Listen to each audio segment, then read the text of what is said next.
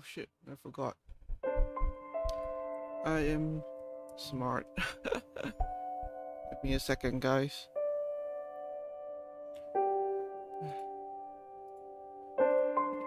You and here, and there we go. That should be working now. Yeah. So anyway, hello everyone. Hi guys. It's Tasso here once again, and today we are playing a little game called Amelie, which is again one of those other games I got from the itch bundles, from my many itch bundles at this point. And yeah, just a little one-off, cause like I said last week, originally I was planning to play what was I originally planning to play? I was originally planning to play start a longer game, but then I found out that Coffee Talk is coming out like this Thursday, so I want to play that first. So plans change, so now we're playing this instead. So I don't really know much about this game. Or I know like the synopsis says like it's like a story about these three girls or something, or it's from three different perspectives about a creepy house. Not too sure what's that about, but it looked really interesting. I mean, I like the art. So let's start. Yes. Where lies your future? Yours, Amelie. Alright. The rain never seems to cease at this time of the year. It pours from the sky in its unending grief, as if longing for something unseen. Thunder roared in the distance, enough so to make the young woman flinch, but not enough to make her waver. The pendulum clock on the wall swung back and forth, ticking down the time. She seems to be late.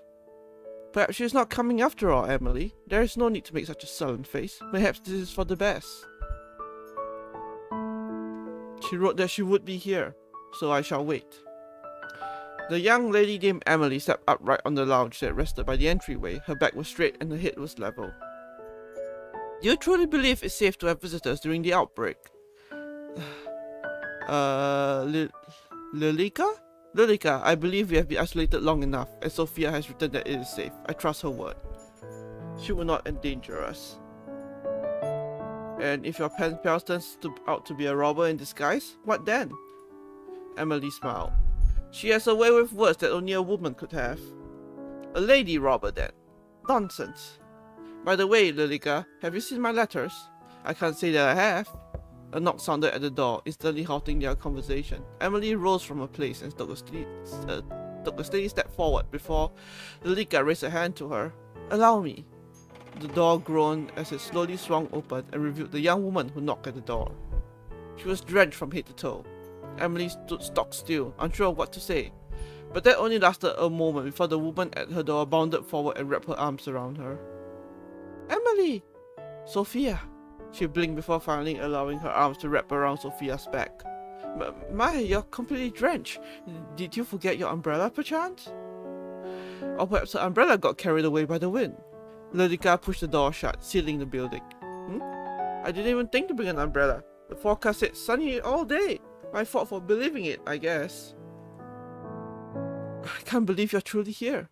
Me either. About time, right? You're just as pretty as I knew you'd be. And you too. What are you wearing? Seeing your house, I feel like I should have dressed up a little more. No, perhaps it is I that is overdressed. Lilika stood to the side, her arms crossed lightly over her chest. Her long hair reached down nearly to the wooden floor. Pardon my manners, my dear friend Lilika is here too. I believe I wrote about her in the past. I remember, I've kept all of your letters safe, don't worry. As you should. Sorry, but is there any chance you have a towel? Of course, my apologies. I would usually have someone here to attend to us, but everyone's been sent home. Only the three of us remain. Let me fetch you a towel. Amelie knew not to run, yet a part of her felt the need to almost skip in joy. She wanted desperately to be back by Sofia's side, chatting about everything that they missed in their letters. The two had been pen pals for as long as she remembered. Sofia's letter had been first delivered to the manor by mistake, but for some reason Amelie felt compelled to reply. Since then, the two had been the best of friends, even having not met face to face. To finally meet now in the flesh had certainly been of great excitement to Amelie. She quickly retrieved the towel and made her way back to Sofia's side. Lilika stood a distance away from her, still looking vaguely unhappy. Sofia spun around, a look of surprise on her face when she saw Amelie. Sofia? Oh, Amelie. Please, use this. Thanks, I'll bring an umbrella next time, I promise. Sofia lightly toweled at her hair and clothing, drying off from the rain she found herself caught in. Then, if you are now dried off, will you care for a tour of the house before afternoon tea? That sounds great.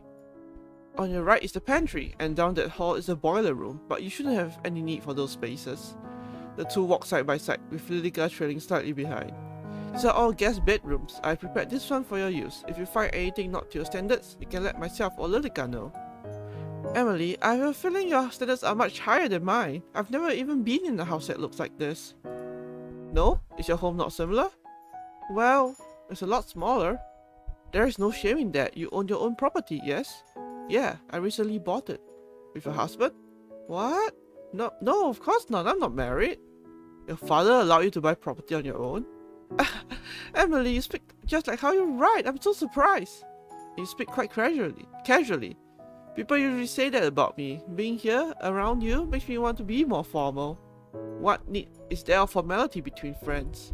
That's true too. This is the morning room, and the next door is the dining room. We'll be having afternoon tea in the sitting room, here. So many rooms. Upstairs is my bedroom and the master bedroom. I must ask that you don't enter the master bedroom, as it belongs to my parents, who are currently away. Of course, I won't go poking around anyway. All this walking has made me parched. Shall we take afternoon tea now? Sure, that sounds good. Why don't you have a seat while Lilika and I prepare our food? Oh, I can come help. Nonsense, you are my guest. It will be remiss of me to allow you to lift a finger. If you insist, but I'm happy to help anytime. Thank you, I'll be back soon. Please, rest. Amelie. Yes? It's nothing. Take your time. Sofia slipped through a doorway and disappeared. Amelie smiled gently, feeling giddy from the bottom of her stomach. Isn't this lovely, Lilika, to have a new face in the house? It feels like forever. Yes, how lovely. I'm glad you are having fun at the very least. Are you not? I'm always having fun when we are together, Amelie. Ah, I see. Are you jealous? Worry not, my dear friend. Of course our friendship means just as much to me. I value you greatly. Just as much? Indeed. Come along, Lilika. Let us prepare tea. Did you finish the baking yesterday? The pastries are ready for serving. Excellent. I'll just fetch the tea then. Allow me. A lady of your standing shouldn't be doing such a menial task, should she? Don't be absurd. Even Sofia herself seems to be fine in the kitchen. Do you hear how she jumped to help? I should follow in her footsteps. Like, what would your parents think of that? I appreciate the sentiment, but they took with them all of the stuff. I have little choice but to prepare my own tea. I see. Then shall I attend to our guest? I wouldn't want her to become lonely. Would you? I'll only be a few moments. Of course, anything for you, Amelie. It will be a good chance for you to become friends too. I'm sure it will be.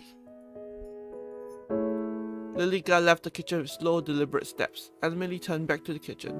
I wonder which she would prefer. Green tea. Green tea will be my first choice. I'm sure Sofia will agree. There. Amelie retrieved her finest teapot and 3 matching cups. Pink flowers blossomed over the white surface. Something about it reminded her of Sofia. I'm back. Ah! Sofia? Oh, Amelie. I'm sorry, you scared me. Is everything alright? Yes. I think I'm just a little tired. Good. I'm sorry for the delay, but I've prepared the tea and the pastries. So, this is what the high tea looks like. High tea will come later. This is just a simple afternoon tea. Will Lilika be joining us? I believe so. Was she here a moment ago? No, she wasn't here. How strange.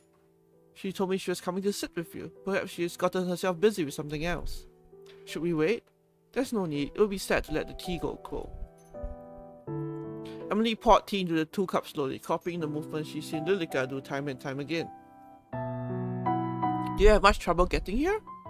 A little. My ride broke down, so I had to walk for a bit. Broke down? Ah, I'm really sorry. If the staff had been here, I would have sent someone to collect you. It's okay, it's just a little rain. I wouldn't want you catching a fever. My medicine store has been running low as of late. No worries, I actually carry ibuprofen with me. Ibuprofen? I haven't heard of it. Anyway, I'm glad you arrived here safely. I'll draw a bath for you later to make sure you are warmed up properly. Thank you.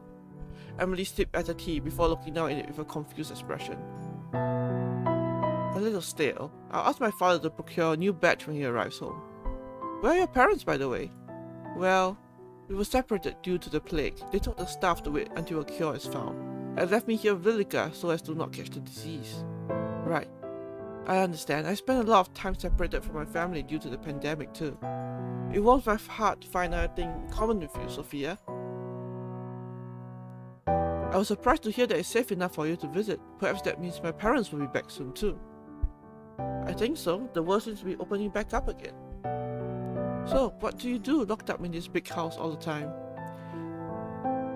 Well, I usually spend my time sewing or playing music. I used to write, but... Well, my parents wondered if it was feminine enough.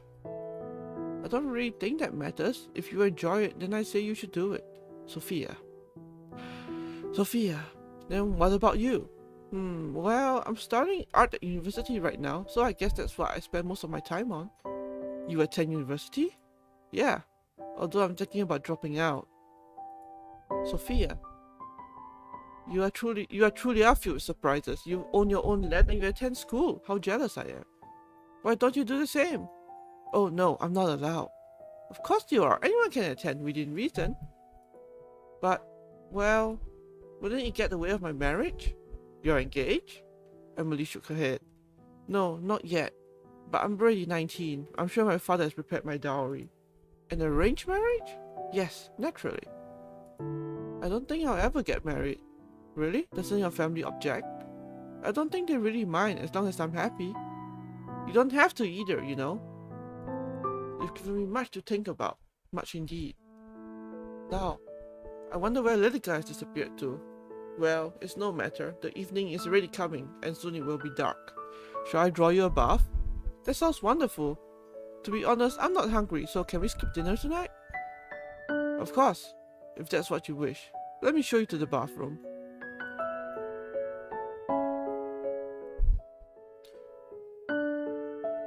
You may not believe it, but my father had taps installed. Isn't that wonderful? Like taps for a bath? That's right, we used to have our maids fill the bath, but now there's no need. Amelie, you're so strange. I have taps at my house too. Truly? You must live quite a lavish lifestyle yourself. I don't know about that. This is the bathroom. Allow me to draw the bath for you. One moment. With haste, Amelie entered the room and began to fill the copper bath. It sat in the middle of the spacious bathroom. It was something Amelie was particularly proud of. She smiled as it filled before rejoining her companion. Feel free to go inside and make yourself comfortable. I'll return with a towel in a moment. Thanks, Amelie. He disappeared inside the room, leaving Amelie alone in the hall. I should like the scones too. Where did I put those matches? Right here. Ah! You give me a fright, Lilika. Where have you been? Preparing the guest room for your dear friend, of course. How kind. Sofia is just preparing for the bath at present. I'm going to retrieve a towel for her from the linen closet.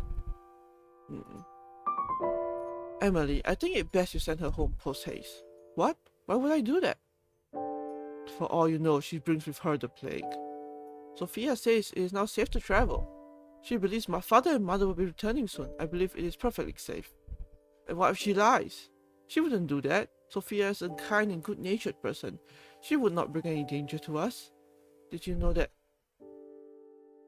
Sofia attends a local university? And she lives by herself with no husband. She says that if I wanted, I could also study.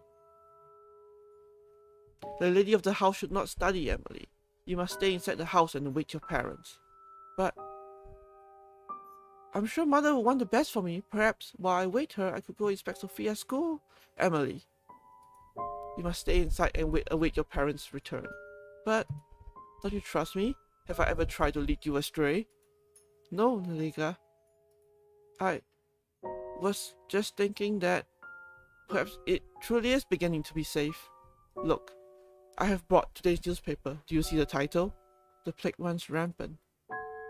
Put any notion of living or studying away for now. Yes? As soon as it is truly safe to do so, then we shall, and you will be reunited with your family. For now, it is just you and me. Thanks, Lilika. I'm glad you're here. As am I. Ah, the towel. Let me go retrieve it. Go ahead. The linen cupboard was filled with various towels and bedding, all clean and properly folded thanks to Lilika, which would suit her. This one, it reminds me of her eyes. With her chosen towel in hand, Amelie returned to the bathroom door where Lilika awaited her. She first knocked at the door, and when there was no reply, she opened it carefully. The sound of the tap running still came from inside. Excuse me, I'm coming in. Sofia? I knocked, but I didn't hear a reply. I brought you a towel. Ah! Amelie first saw a slender marble-like back. Then she noticed the blue hair that fell on those bare shoulders. One side tucked carefully behind an ear. Oh, Sofia, please forgive me. I didn't realize you had already entered the bath. No, it's okay. I'm sorry, you just surprised me. I'll leave the towel over here. Thanks. Did you tell her that she must depart? No, Is something the matter? Are you feeling unwell? Your face is bright red. Sofia will stay until she decides to leave. As you wish. I'm sorry, Lilika, but the image of that small and beautiful bag filled up Amelie's mind. I believe it is only fair after she traveled so far. And whoa. Sorry, something just... Oops.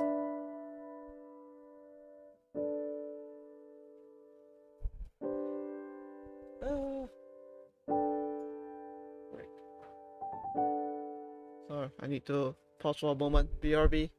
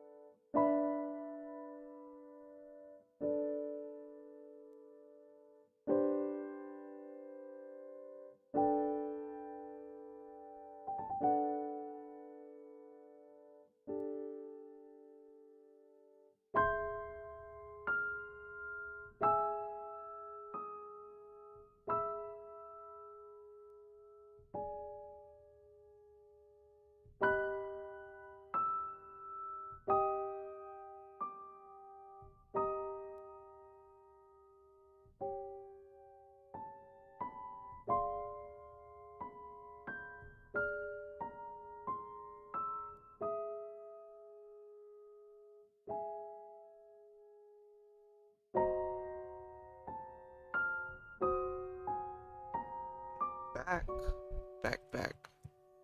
Alright, anyway, let's continue. I believe it is only fair after she traveled so far, and she is my friend. I will finish preparing the guest room. Let me come help, Sofia. Let me come help. Sophia, when you're done in there, you can come to your room. From the other side of the door, Sophia's voice came in return. Okay, thanks, Amelie. The guest bedroom was freshly cleaned, with new linen on the bed and a lit lantern beside it. You did a fine job preparing the room so far. Thank you, Lilika. Anything for you? I was thinking, tomorrow if the rain has cleared up, we could open the greenhouse again and have morning tea there. It's been so long since we last used it. We didn't really speak of this? You cannot leave the house. But surely the greenhouse will be safe. No one else uses it and it's only a few steps from the back door. It is unsafe. You know this. What's gotten into you? Is it because of your friend? I just thought it would be nice to at least sit in the sun. Then you may sit by the window in the dining hall. Is it really so unsafe that even taking a foot outdoors would be dangerous? Yes. Sophia, I see you're done with the bath. Amelie shook her head, trying to remove the image that was still plastered to it. Were you talking about the greenhouse? Yes, did you see it when you arrived? I did, but it looked as if the plants inside had died. Oh, that's impossible. It's barely been any time at all since the gardeners left. I'm sure the plants inside are more sturdy than that. Well, even if they have died, maybe we could go in and replant some things together tomorrow. How wonderful! Have you not heard a word I said? It's unsafe to do so. Oh, don't be such a spoil sport. I think you'll be perfectly fine. Well, it is getting late now, so I'll leave you to retire. If you need anything, my room is just upstairs on the left. Good night, Sophia. Lilika left first. The door, which was still hanging slightly open, shifted as she went. Amelie, will you stay for a while? Is something the matter? Just a little homesick. Sophia sunk into the bed, sighing as her head hit the pillow. Of course, why don't we chat for a while? Then come join me. Sophia gently pat the spot beside her in the bed. In the bed? Okay. The bed was still rather firm, unused by many guests. Amelie took a deep breath to calm her racing heart before she finally looked towards Sophia. Thanks for staying with me for a while. It's nothing to worry about. Truly, I wanted to spend more time with you too. Really? You don't find me boring? You are the most interesting person I've ever met. Don't be silly. I am being completely honest. You truly are so unique. I think the same about you. I've never met anyone like you. Really. You wrote so much about yourself, and yet seeing you in person, I fear there's still so much I don't know. There's plenty of time for us to tell each other everything. Then tell me something about yourself, something you never told anyone. I'm partially blind in my right eye. Really? How well can you see? It's okay, just a little blurry, really. You tell me something. Well, when I was 12, I stole a cookie jar from the kitchen and blamed my brother. He was scolded for hours. What a mischievous child. I'm sure your brother wasn't all too pleased. Actually, it was his idea. He knew I wanted it and told me to tell my parents it was him if I was asked. But a good brother, where is he now? Did he go away with your parents? Amelie shook her head. He died when he was 16. Oh, I'm so sorry, Amelie. What happened? Scarlet fever. So my family was left with only me as an heir. And what worth is a female heir? You're worth plenty. More than plenty. Thank you, Sophia, but some days I am unsure. It's your turn again. Truthfully, I said before that I didn't want to get married, but that's not exactly right. I do. Oh? Just don't want a husband. Then, I'm sorry, does it make you uncomfortable? No. I have also thought that I don't want a husband. Whenever my father has brought it up, I felt sick to my stomach. How about coming away with me for a while? Away? Outside of the house? What about the sickness? It's okay now. You'll be okay. You come stay at my house. I could show you around my school. You don't have to go through an arranged marriage if you don't want to. You would do that for me? You are my dearest friend, and I actually... Lilika? At some point, the two women had gotten close enough together that they could feel each other's breath on their lips. The two parted with reddened cheeks, Amelie quickly brushing her skirt off and standing up.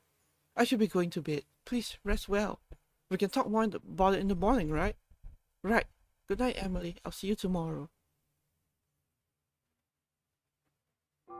Lilika? It is late. You should retire to your bedroom. Yes, I shall. It's nice having someone else around, isn't it? I feel as if the manor is coming back to life. I hope we see mother and father soon.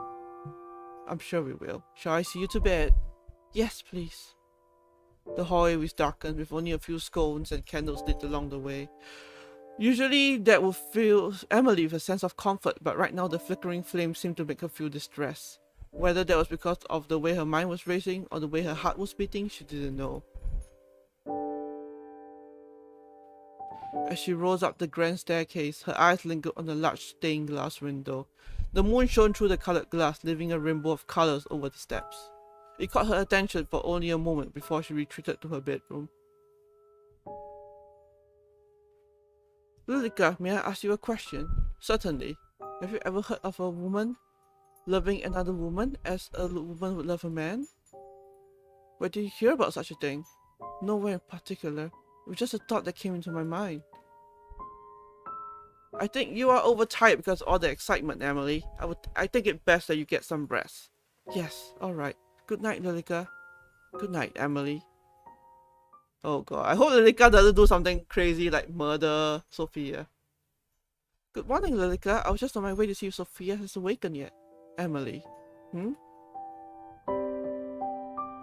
Sofia disappeared during the night. I believe she went to the same place your parents went. What? That cannot be right. Don't run, Amelie! Amelie dashed down the hall and knocked quietly on the door to the guest bedroom, which fell open with no resistance. Inside, the bedding was disheveled and her luggage was strewn about. This is not true. She wouldn't just leave without saying goodbye. Dearie me, I'm sorry. I told you it was a bad idea for anyone to visit, didn't I? Oh, Lilika, this isn't fair. I thought she said we would. There, come here. Lilika wrapped her thin arms around the young woman, gently patting her on the back.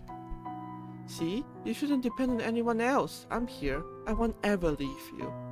Amelie clutched at her back, tears already falling from her eyes. We'll be together forever. God! Lilika, what did you do? Alright. You're Sofia, lost Lilika. Yeah, so that was creepy. Anyway, let's start with the other side. The rain never seems to cease at this time of the year. It pours from the sky in its unending grief, as if longing for something unseen. Thunder roared in the distance, enough so to make the young woman flinch, but not enough to make her waver. The taxi gently rocked as the dirt turned to rubble, and the rubble turned to overgrown dirt track. Outside of the window, Sofia could barely see a few feet away through the raging storm. It made her feel uneasy. In her lap, a letter. She read the words again, despite knowing them off by heart. Dear Sofia, how glad I am to hear that you are well.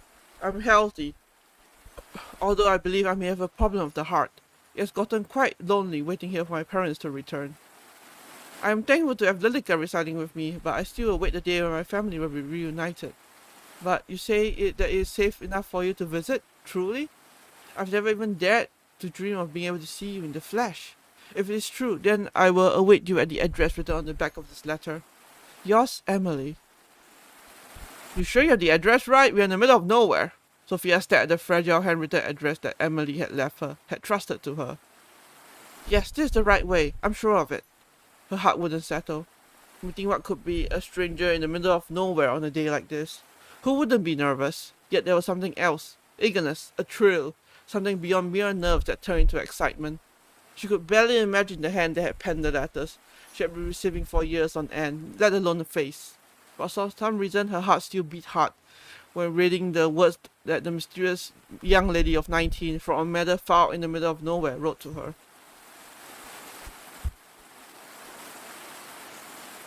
Desperate to calm her jitters, she pulled out her phone, looking to send her worried family one last message of reassurance, only to find that it wouldn't switch on. I'm sure it was fully charged. The rain was falling even more heavily now. In the distance, a building sprang into view. It was surrounded by a tall metal fence with an ornate gate firmly shut at the front. Just then, the taxi sputtered and rolled to a stop, smoke rising from the hood. What the? I had this service a week ago. Is something wrong? Sorry, miss. Looks like we're out of action. It's okay. I think we are nearly there anyway. Pulling the cash from her wallet, she handed over her fare and stepped out of the car. The rain bucketed down from above, soaking her to the very core. She shivered as she dashed towards the iron gate. Surprisingly, it pushed open with little effort, and not even a creak. Sofia stopped in front of the large wooden door, finally free from the seemingly never-ending downpour.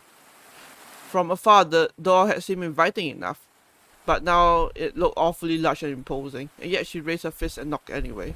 Silence followed. Is this not the right place after all? The door swung open, this time with a low, menacing groan. On the other side of the doorway was a fair girl with long brown hair and golden eyes. Sofia, forgetting the fact that she was soaking wet, rushed forward and embraced the girl. Amelie! Sofia! Amelie's gentle arms wrapped around Sofia's back in return, and finally all Sofia's worries melted away. My, you're completely drenched. Did you forget your umbrella, perchance? Or perhaps the umbrella got carried away by the wind? Behind Sofia, the front door swung shut without any assistance. I didn't even think to bring an umbrella. The forecast said sunny all day. My fault for believing it, I guess. I can't believe you're truly here. Me either. About time, right? You're just as pretty as I knew you'd be. And you too. But why are you wearing? Seeing your house, I feel like you have dressed up a little more. No, perhaps it is I that is overdressed. Sofia smiled. Somehow her dress sense seemed to fit her writing style perfectly. Old-fashioned, yet very neat and respectable. Sofia felt a slight heat running to her cheeks. She really was so refined and elegant. Proud of my manners, my dear friend Lilika is here too. I believe I wrote about her in the past. I remember. I kept your letter safe, don't worry. As you should. Sorry, but is there any chance you have a towel? Of course, my apologies. I would usually have someone here to attend to us, but everyone's been sent home. Only the three of us remain. Let me fetch you a towel. Amelie withdrew from the hug. She was a little taller than Sofia, despite both being the same age. Sofia peered up at her from below before she disappeared down a hallway into another room. This really is a manor. When she told me about her house, I almost didn't believe it. A layer of dust rested against the tabletop along with a few other items. On the settee, a newspaper sat open. The settee was a deep emerald green. It looked almost unused despite its apparent age. On it rested a newspaper open a few pages. Sofia turned her head to read the headline, but from afar could only read the word plague. She reached across to pick up the newspaper. Behind Sofia, the window began to shake in the wind as her fingertips grazed the surface. It's so windy. She spun around just in time to see the front door fly open and the howling wind filled the entryway. She scrambled to the door and with great effort shut it again. Phew! Amelie? When Sofia spun back around, the newspaper and the items on the table were all gone. Sofia? Oh, Amelie!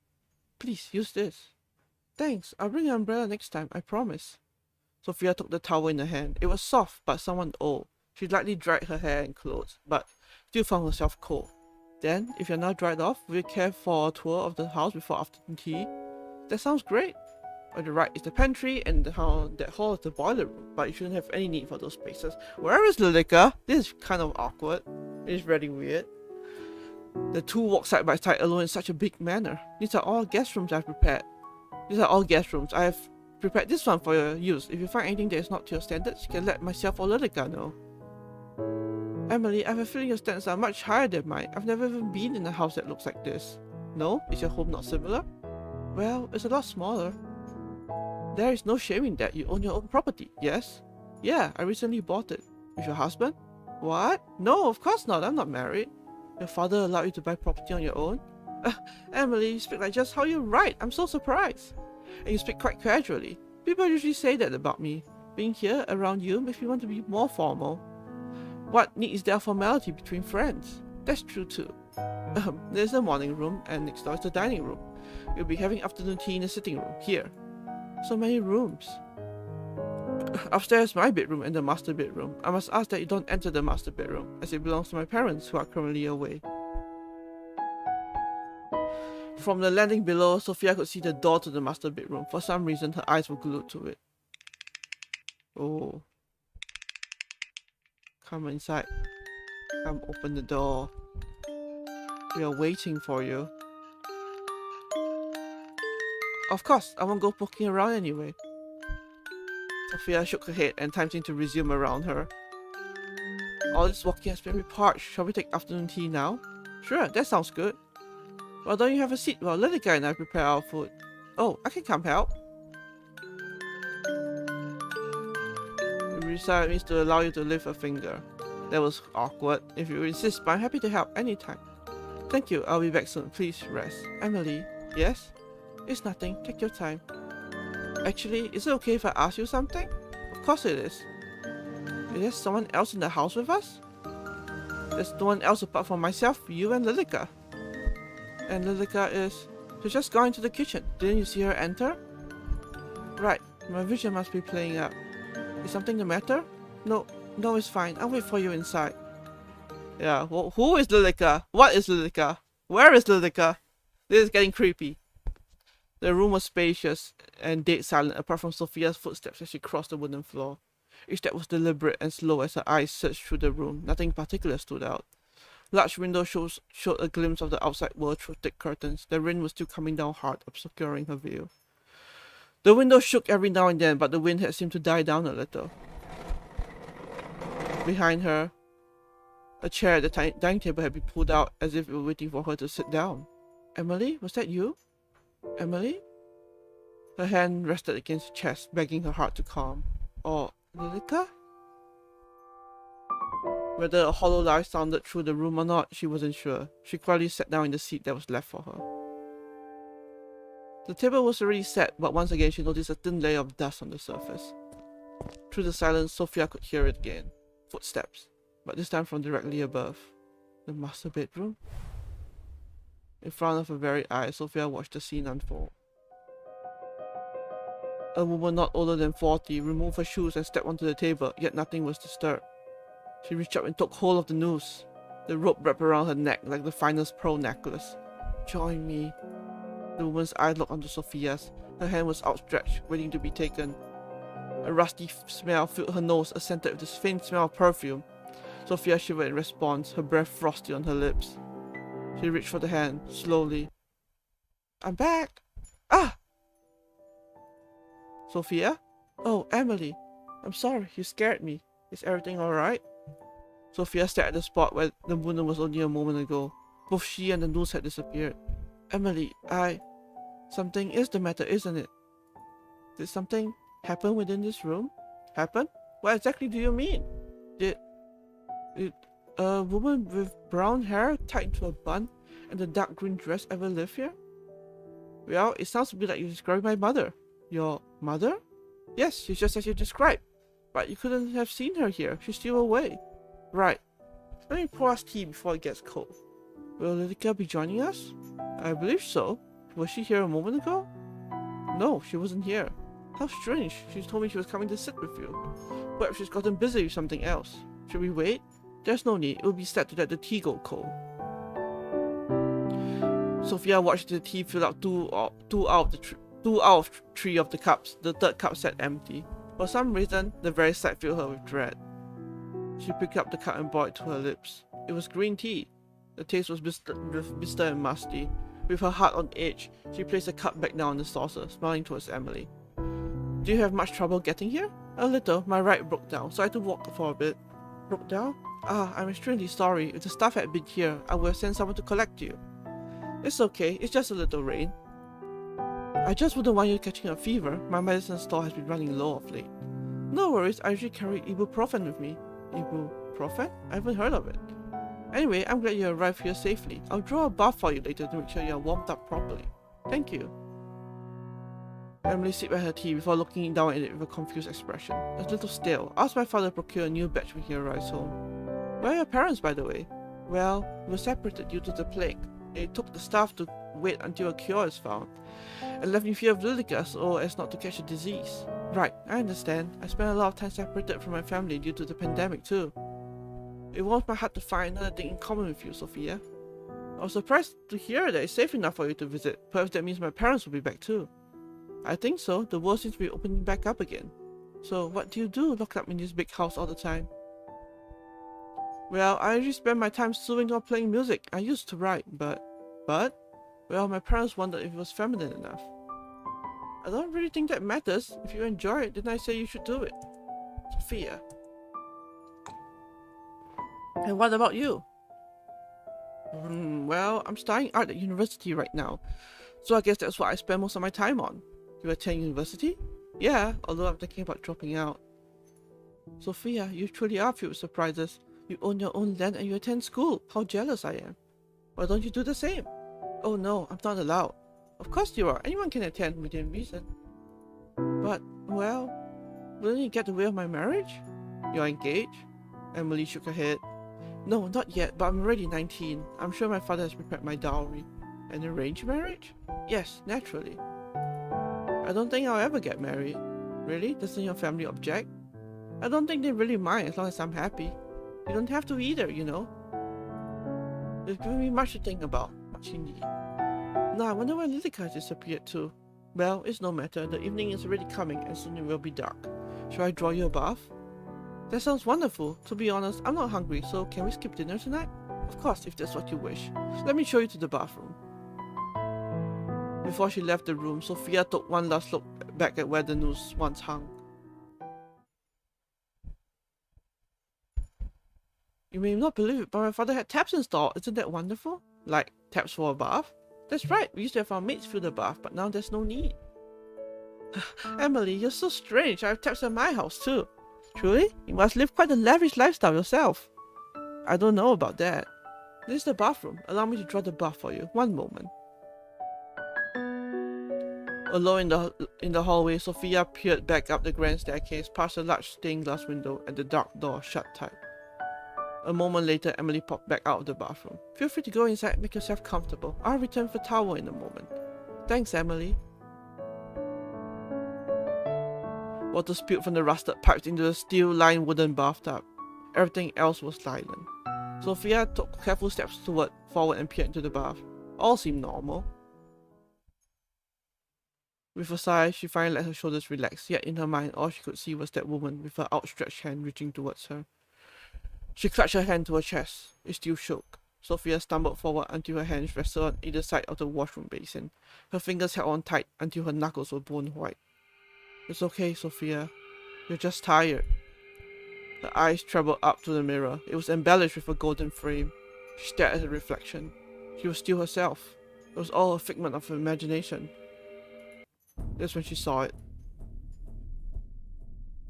In the mirror, standing behind her, was a young woman with long blonde hair that nearly reached down to the floor and deep blood-red eyes.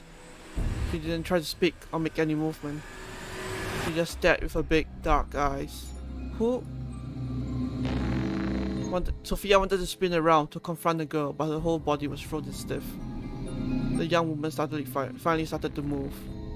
One step at a time, maintaining eye contact through the mirror, she crept closer and closer, until Sofia swore she could feel her breath on the back of her neck. Her mouth seemed to be moving, but no words escaped her lips. Who are you? She spun around, but no one was there. The water overflowed from the tub, spilling out over the floor. Sofia rushed forward to turn off the tap and noticed it. What? The water that came from the tap was red. A dark, deep red. She hurriedly turned the tap for what felt like forever, and finally it stopped. Sofia stared at the dark liquid inside the tub. Without thought, her hand dipped in. When she withdrew it, each finger was dyed red. Something about it captivated Sofia. She undressed one layer at a time, peeling away the still damp clothing and stepping forward and into the bathtub. She sank down until everything under her shoulders was submerged in the liquid. It felt heavier than water, much heavier. She stared directly ahead, those blood-red eyes reflected in her mind. Why not just end it here? You're scared, aren't you? Just sink down. Accept your fate. Accept it. She could no longer hear the sound of the door opening as her face sunk down into the liquid, her eyes shut. Sofia? I knocked but didn't hear a reply. I brought you a towel. Ah! Sofia's eyes sprung open. The water was clear, and the tap was still running, causing it to overflow into the floor once again. Sofia drew her knees to her chest. Still facing away from Amelie's voice, heat rose to her cheeks. Being seen like this, by her... oh, Sofia, please forgive me. I didn't realize you had already entered the bath. No, it's okay. I'm sorry, you just surprised me. I'll leave the towel over here. Thanks. The door shut again. Sofia finally turned back to look at where Amelie once stood. No one was there anymore. Not Amelie, not a woman in a long green dress, or a young lady with blonde hair. She sighed. What's going on? She sank into the water, although this time fully conscious of what she was doing. Not feeling all that much better, she stepped out and took hold of the towel that Amelie had left for her. Water fell from her body as she stared at the cloth. The towel was pink, similar to her favorite hoodie. The towel was old and full of holes and what seemed to be burn marks. Reluctantly, she wrapped it around her body. From outside the door, Amelie's voice called out to her. Let me come help, Sofia. When you're done in there, you can come to your room. Okay, thanks, Amelie. Who is she helping? Lilika? She shivered. The room had become awfully cold, and the towel did little to bring her warmth. She picked up her discarded clothes and redressed. Her clothes felt foreign and wrong on her. Sofia took a deep breath, then swallowed hard. I'm okay. The hall was already darkened, with no light spilling in from the windows.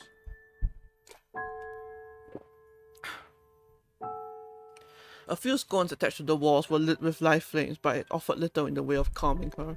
Step, step, step.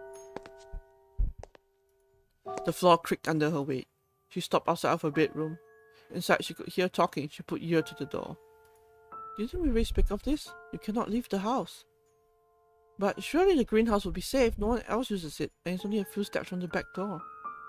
It is unsafe. You know this. What's gotten into you? Is it because of your friend? I just thought it would be nice to at least sit in the sun. Then you may sit by the window in the dining hall. Is it really so unsafe that even taking a foot outdoors would be dangerous? Yes. Sofia opened the door and entered the room. Amelie stood by herself, making the bed. Sofia, I see you're done with the bath. Sofia looked away, thinking of what had happened in the bathroom. Were you talking about the greenhouse? Yes, do you see it when you arrived? I did, but it looked as if the plants inside had died. Oh, it's impossible. It's barely been any time at all since the gardeners left. I'm sure the plants inside are more sturdy than that. Well, even if they have died, maybe we could go in and replant some things tomorrow. How wonderful. Have you not heard what I say is unsafe to do so? Oh, don't be such a spoil sport. I think you'll be perfectly fine. Well, it is getting late now, so I'll leave you to retire. If you need anything, my room is just upstairs on the left. Good night, Sofia. The door shifted before Amelie could even reach to touch it. Sofia's eyes locked in on the movement. Amelie, would you stay for a while? Is something the matter? Just a little homesick. Sofia sat down on the bed before resting her head on the pillow. It was hard. Of course, why don't we chat for a while? Then come join me. Sofia gently pat the spot beside her in the bed. In the bed? Ah, okay. Sofia looked towards Amelie in the low light. Right now, she seemed hauntingly beautiful, as if she was nothing more than a ghost. Thanks for staying with me for a while. It's nothing to worry about. Truly, I wanted to spend more time with you too. Really? You don't find me boring? You are the most interesting person I've ever met. Don't be silly. I am being completely honest. You truly are so unique. I think the same about you. I never met anyone like you, truly. Her mind flashed back to all that she had seen. Really, she truly had never met anyone like Amelie. You wrote so much about yourself, and yet, seeing you in person, I fear there's still so much I don't know. There's plenty of time for us to tell each other everything. Then tell me something about yourself, something you've never told anyone.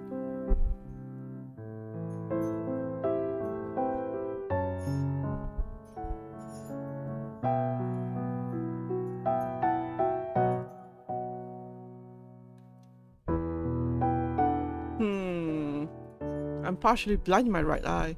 Really? How well can you see? It's okay, just a little blurry, really. You tell me something. Tell me something, she thought. Tell me what's going on here. Tell me I'm not insane. Well, when I was 12, I stole the cookie jar from the kitchen and blamed my brother. He was scolded for hours. What a mischievous child. I'm sure your brother wasn't all too pleased. Actually, it was his idea. He knew I wanted it and told me to tell my parents it was him if I was asked. What a good brother. Where is he now? Did he go with your parents? Amelie shook her head. He died when he was 16. Oh, I'm so sorry, Amelie. What happened? Scarlet fever. So my family was left with only me as heir. And what worth is a female heir? You're worth plenty, more than plenty. Thank you, Sofia, but some days I am unsure. It's your turn again. Truthfully, I said before that I didn't want to get married, but that's not exactly right. I do. Oh? I just don't want a husband. Then, I'm sorry, does it make you uncomfortable? No. I have also thought that I don't want a husband. Whenever my father has brought it up, I felt sick to my stomach.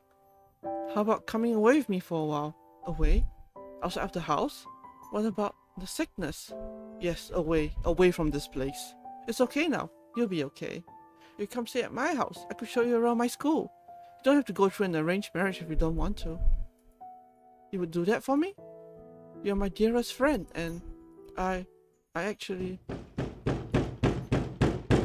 Lilika? At some point, the two women had gotten close enough together that they could feel each other's breath on their lips. The two parted reddened cheeks, Amelie quickly brushing her skirt off and standing up. I should be going to bed. Please, rest well.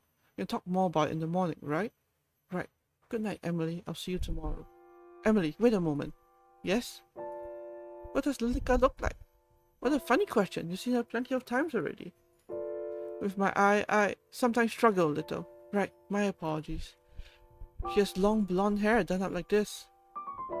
Amelie pretended to put her hair into two low ponytails. What color are her eyes? Red, and she wears a dress of white and black, with a red ribbon the same color as her eyes. Thank you, Amelie. Good night. See you in the morning. Amelie left the room. Meanwhile, Sofia's eyes studied the space. Are you here, Lilika? Silence followed. If I stay here, why... Wait. Okay, let me save here. Empty, always. This is so creepy, called empty, always. Defy. Are you here, Lilika? Silence followed. If I stay here, will I live to see tomorrow? More silence. She gulped. The flame by the side of her bed flickered wildly. Sofia lay back, shutting her eyes, but she felt as if someone was watching her, waiting. Watching and biding their time. Cold tendrils wrapped around her throat like a snake, cool like ice and getting tighter and tighter. She couldn't breathe, she couldn't even move. She opened her eyes, but no one was there. Sofia wasted no more time. She jumped to her feet and quickly shoved them back into her shoes and headed for the door. It opened without any resistance. Outside the room, the hallway was dark, lit only by a handful of candles and scones. Sofia swallowed, then stepped out. The house was silent. Sofia took careful steps, but the floorboards still squeaked loudly beneath her. During the day, she hadn't even noticed it, but now, wrapped in darkness, it seemed as if those small sounds would wake whatever was sleeping inside this house. Amelie? Lilika? She whispered, but heard no response. Upon being met with only more silence, her footsteps sped up. Far in the distance, she heard something shift, a slight sound, one that wouldn't be noticed. But Sofia was enough to make her heart race. She sped to the end of the hall and stood at the bottom of the grand staircase, above her eyes holding on two doors in particular. The master bedroom and the door to Amelie's room. Amelie. The choice was obvious. Sofia raced up the stairs and stood in front of the door to her penpal's room. But as she went to knock, the door fell open. Amelie, are you in there? She received no reply. Sofia's head spun around. From somewhere deep in the dark, a gentle tune was being played skillfully. Her arms dropped to her side. The sound consumed her. Sofia drifted back out of Amelie's room, chasing that dreamy song. Step, step, step. Through the darkness, all that mattered was that sound. She came to the end of the hallway. A single door stood in her way. A bookcase was pushed to the side. Without a second thought, she pulled it open. Oh boy. In the center of the room, surrounded by candles, Amelie sat, her skirt fanned out around her. Spread out over the floor were piles of letters. Upon closer inspection, each was filled with words that had been crossed out and signed with "Yours, Marion." Amelie, are you awake? Her eyes were shut tight, yet her hands moved enough to play the sorrowful tune. Listen to me, Amelie. Lilika she isn't... I'm not what? You're going to leave her, aren't you? Sofia heard the door shut behind her. She backed up quickly and tried the handle, but it was stuck. Amelie's eyes finally opened. In the place of her usual golden eyes was a glare of deep red. Amelie, step out of it, please! Step out of it! You want to take her away? Amelie, please! One by one, the candles blew out and the two were plunged into darkness. Amelie's body slumped forward and crashed to the ground. It's nice to meet you, Sofia. I'm sure we're going to have a fun time living together. Since you'll be staying with us after all, right? Stay with us. Wait. Yeah, okay, wait. Continue. Accept my fate. For some reason, Sofia just couldn't sit still. She tried to lay down to rest, but turned this way and that, uneasy. I'll get some water. The hallway was dark, most of the scones having been blown out already. Sofia stepped carefully through the space, conscious of the sound of footsteps created. The kitchen was by the stairwell. Hand-painted portraits were lined up in rows on the other side of the hall. She stared out at the grand staircase. Each step was inviting, enticing her to make the ascent. Her large eyes stared once again at the imposing stained glass window, and then to the doors that waited upstairs. Her hand rested against the kitchen door, her fingers dancing over the handle. It stayed there as her mind debated with itself, waiting, waiting. Come here. Come visit us.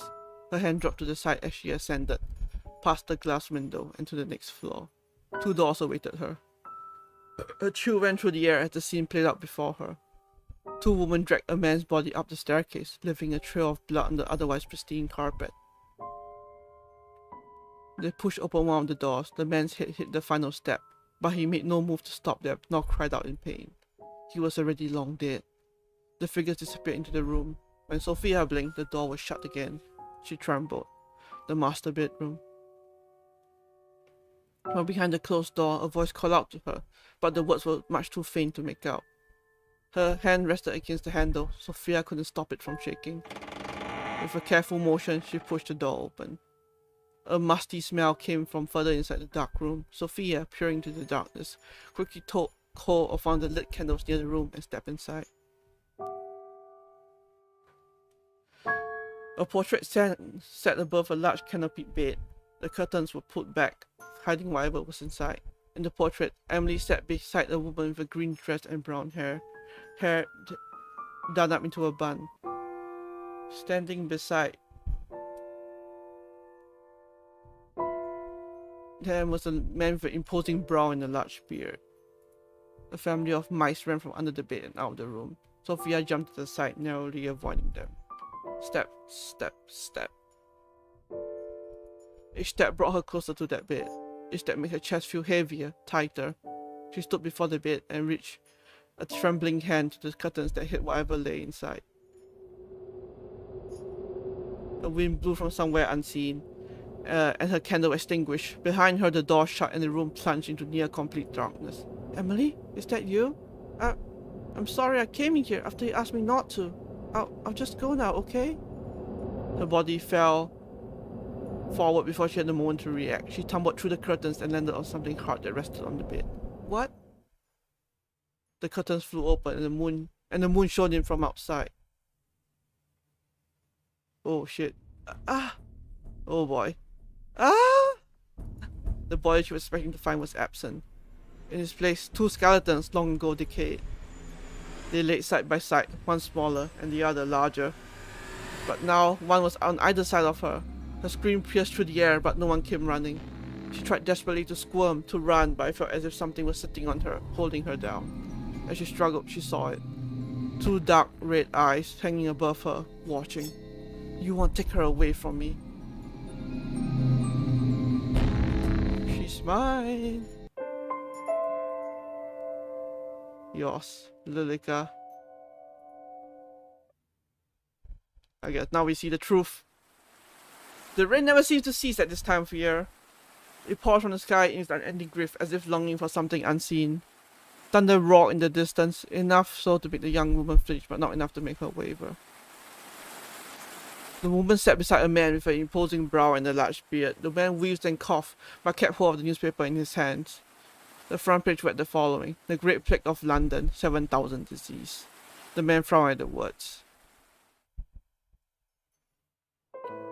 How utterly preposterous. What on earth are the physicians doing? The lady next to him coughed into her handkerchief.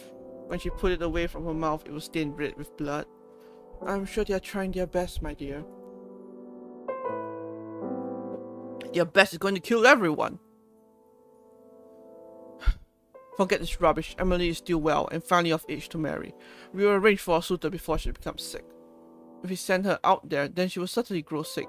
She should stay here, locked in her room, until it is safe to leave. No man will want a woman who has spent her only good years locked in the bedroom. But she will be safe. The lady held her cheek, which quickly reddened after the impact. The Lord glared at her behind his bushy eyebrows. You would do well to remember who she belongs to, who you belong to. The lady blinked, trying desperately to stop her eyes from welling up. Lilika, please come here.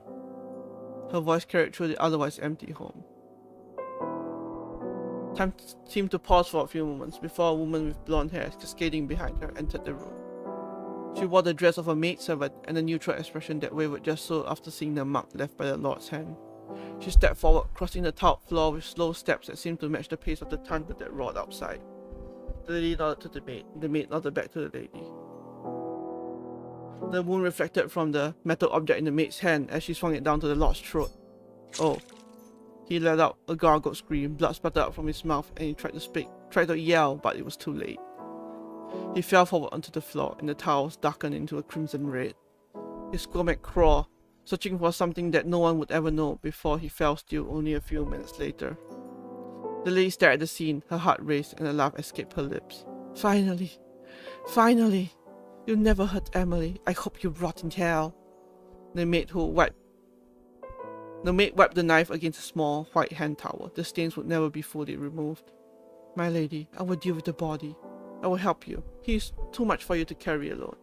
But my lady, you are sick, and I will get no better sitting here. The two grabbed him by an arm each and dragged him towards the stairwell, leaving a trail of blood in their wake. No other words passed from their lips as they executed their task. They reached the end of the hall and began the ascent to the first floor. The Lord's head hit each step with a soft thunk. Thunk, thunk, thunk. The house was silent in all other regards. The two doors sat next to each other. Both were shut tight. As the two women reached the top of the stairwell, the maid pushed open the door to the master bedroom and entered. Give me a sec. I need to...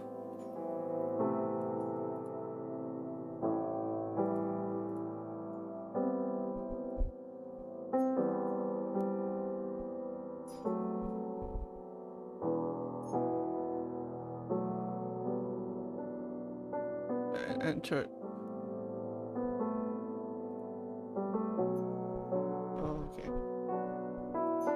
The room was spacious and clean, with fresh bedding left by the maid just the same morning. On the wall above the bed, a newly painted family picture. The two struggled and finally lifted the man onto the bed. His face was stuck in a terrified expression, and his clothes were ruined. You will protect Amelie, right? I'll do anything you desire. Then let us begin. Lightning struck somewhere in the distance, lighting up the otherwise darkened room and showing many things that should have been left unseen. The maid removed her shoes and crawled into the sheets beside the corpse, while the lady dipped her fingers into the Lord's wound and drew a line of blood around the bed. She spoke softly to no one in particular, chanting words that should never be chanted. When she was done, she stepped over the threshold and approached the maid. Never let anyone hurt her. Protect her, no matter what. I will, my lady. Thank you, Lilika. You never truly understand how much your actions mean to me.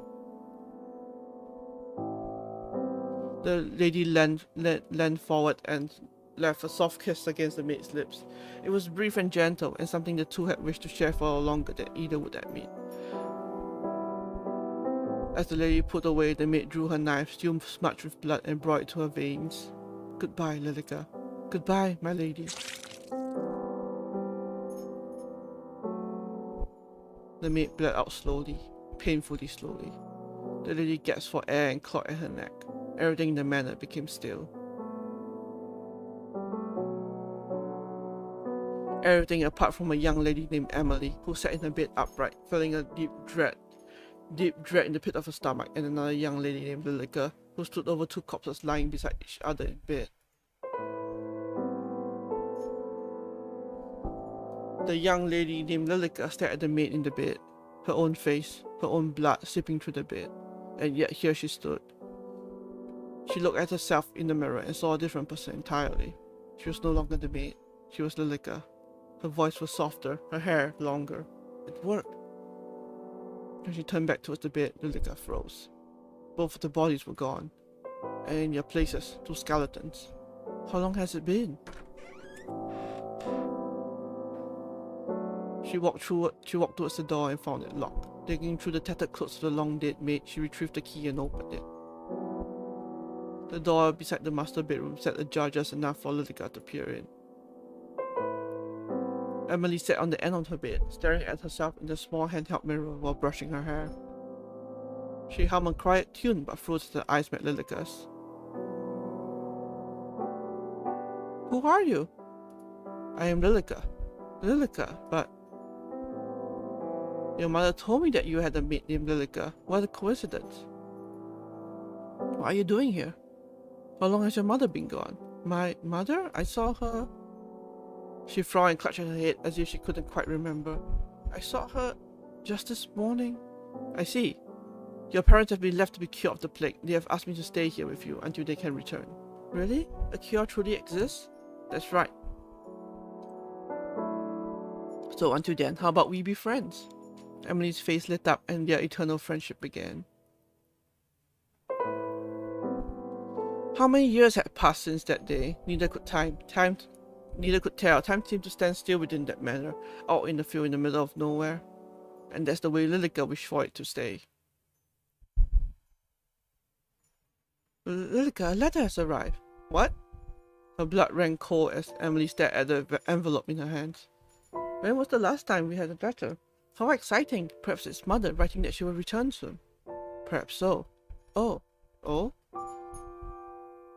It seems to be addressed to someone else entirely. Perhaps it was brought here by mistake. Then we had best send it back. Give it to me and I will have it returned. A peek wouldn't hurt, don't you think? Lilika watched as the first crack form in the fragile world. I will dispose of it immediately. Give it to me. But it was too late. The letter inside had already been let loose, and Emily's eyes had already taken in the words left for someone else. Sofia. Lilika, I think I will write back. I will let her know that I received the letter by mistake. That isn't needed. Please? Just one letter. Thank you, Lilika. How many letters had arrived at their door since then? How many times had Emily spoken excitedly about Sofia to her? Sofia.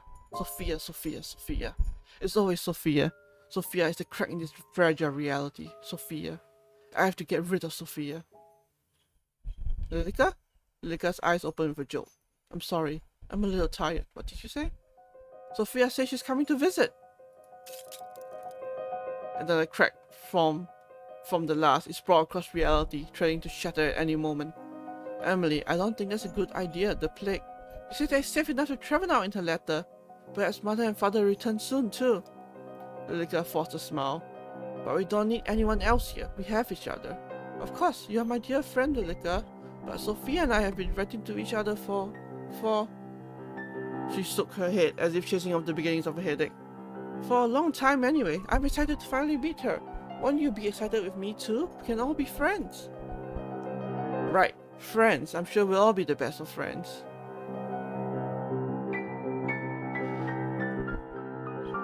For an amount of time that neither Lilika nor Emily could truly comprehend, the house was suddenly buzzing with life. Emily's full footsteps were light, and her days were filled with excitement as she awaited for the arrival of Sofia. And finally, to Lilika's dismay, the day came.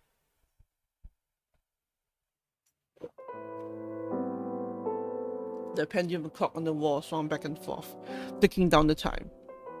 Lilika stared at it, wishing that it would slow down even further. 10 minutes, then 20, then an hour passed and the two stood by the door, waiting for a knock. She seems to be late. Perhaps she's not coming after all, Amelie. There's no need to make such a sullen face. Perhaps this is for the best. She wrote that she will be here, so I shall wait. With her face hidden from Amelie, Lilika scowled. Do you truly believe it's safe to have visitors during the outbreak? Lilika, I believe we have been isolated long enough, and Sofia has written that it is safe. I trust her word. She will not endanger us. And if your pen pal turns out to be a robber in disguise, what then? Amelie smiled to Lilika's dismay. She has a way with words that only a woman could have. A lady robber then. Nonsense. By the way, Lilika, have you seen my letters? I can't say that I have. A knock sounded at the door, instantly halting their conversation. Amelie rose from her place and took a steady step forward before Lilika raised a hand to her. Allow me. Allow me to see if you truly be allowed entry. The door groaned as it slowly swung open and revealed the young woman who knocked at the door. She was drenched from head to toe. Lilika stared at her. Like hair and eyes, she looked almost like a kitten. Instantly, Lilika's dislike for the woman grew. Lilika stepped to the side just in time for Sofia to bounce through the door and wrap her arms around Amelie. Her blood boiled. She watched as the clothes she had carefully handmade became drenched by someone unworthy, someone that didn't even deserve to look at Amelie. Amelie! Sofia! Amelie's arms wrapped around Sofia in return, and Lilika turned away. My, you're completely drenched. Do you forget your umbrella, perchance? Or perhaps her umbrella got carried away by the wind. With a cool anger written over her features, Lilika shut the door. I didn't even think to be an umbrella. The forecast said sunny all day. My fault for believing it, I guess. I can't believe you're truly here. Me either. About time, right? You're just as pretty as I knew you'd be. And you too. But what are you wearing? Seeing your house, I feel like I should have dressed up a little more. No, perhaps it is I that is overdressed. Lilika stood to the side. Her arms crossed slightly over her chest. Her long hair reached down nearly to the wooden floor. Pardon my manners, my dear friend Lilika is here too. I believe I wrote about her in the past. I remember. I've kept all of your letters safe, don't worry. As you should. Amelie side-eyed Lilika upon hearing her tone, but Lilika simply looked away. Sorry, but is there any chance you have a towel? Of course, my apologies. I would really have someone here to attend to us, but everyone's been sent home. Only the three of us remain. Let me fetch you a towel. Amelie disappeared down the hallway, leaving Lilika alone with Sofia. This really is a manor. When she told me about her house, I almost didn't believe it. Has no one told you it is rude to poke around someone else's house? Sofia walked straight past Lilika without even a notion of responding. Hello? You can't see me. Sofia walked towards the settee and reached for the newspaper. Don't let her touch anything. She'll break it all. She'll undo everything. She wants to hurt Amelie. She can't find out the truth. The window shook loudly in the wind. With the flick of a small wrist, Lilika allowed the door to fly open, causing Sofia to whip around in surprise. So windy. Lilika locked in on the object Sofia had been reaching for. She rushed forward and took hold of it, then quickly hid it behind a cabinet as Sofia reached to close the door. Phew! Amelie? Sofia spun around, but looked straight to Lilika. Sofia? Oh, Amelie! Please, use this. Thanks. I'll bring an umbrella next time, I promise. Lilika watched as Sofia dragged herself the towel. Our towel. It's not for her. There can't be a next time. Then, if you're now dragged off, will you care for a tour of the house before afternoon tea? That sounds great. On your right is the pantry, and down that hall is the boiler room, but you shouldn't have any need for those spaces. Sofia and Amelie walked side by side, close enough that their shoulders almost touched. Lilika stared at the place where they almost connected, seething with a quiet rage. These are all guest bedrooms. I have prepared this one for your use. If you find anything not to your standards, you can let myself or Lilika know. Amelie, I have a feeling that your standards are much higher than mine. I've never even been in a house that looks like this. No? Is your home not similar? Well, it's a lot smaller. There's no shame in that. You own your own property, yes? Yeah, I recently bought it. With your husband? What? No, of course not. I'm not married. Shut up. Your father allowed you to buy property on your own? Amelie, you speak like just how you write. I'm so surprised. Your voice disgusts me. And you speak quite casually. People usually say that about me. Being here around you makes me want to be more formal. What need is there formality between friends? That's true too. Your words are poisoning Amelie.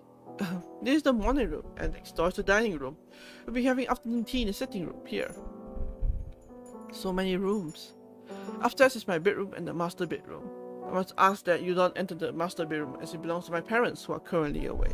Of course, I won't go poking around anyway. Lies, you're lying. All this walking has made me parched. Shall we take afternoon tea now? Sure, that sounds good. Why don't you have a seat while Lilika and I prepare our food?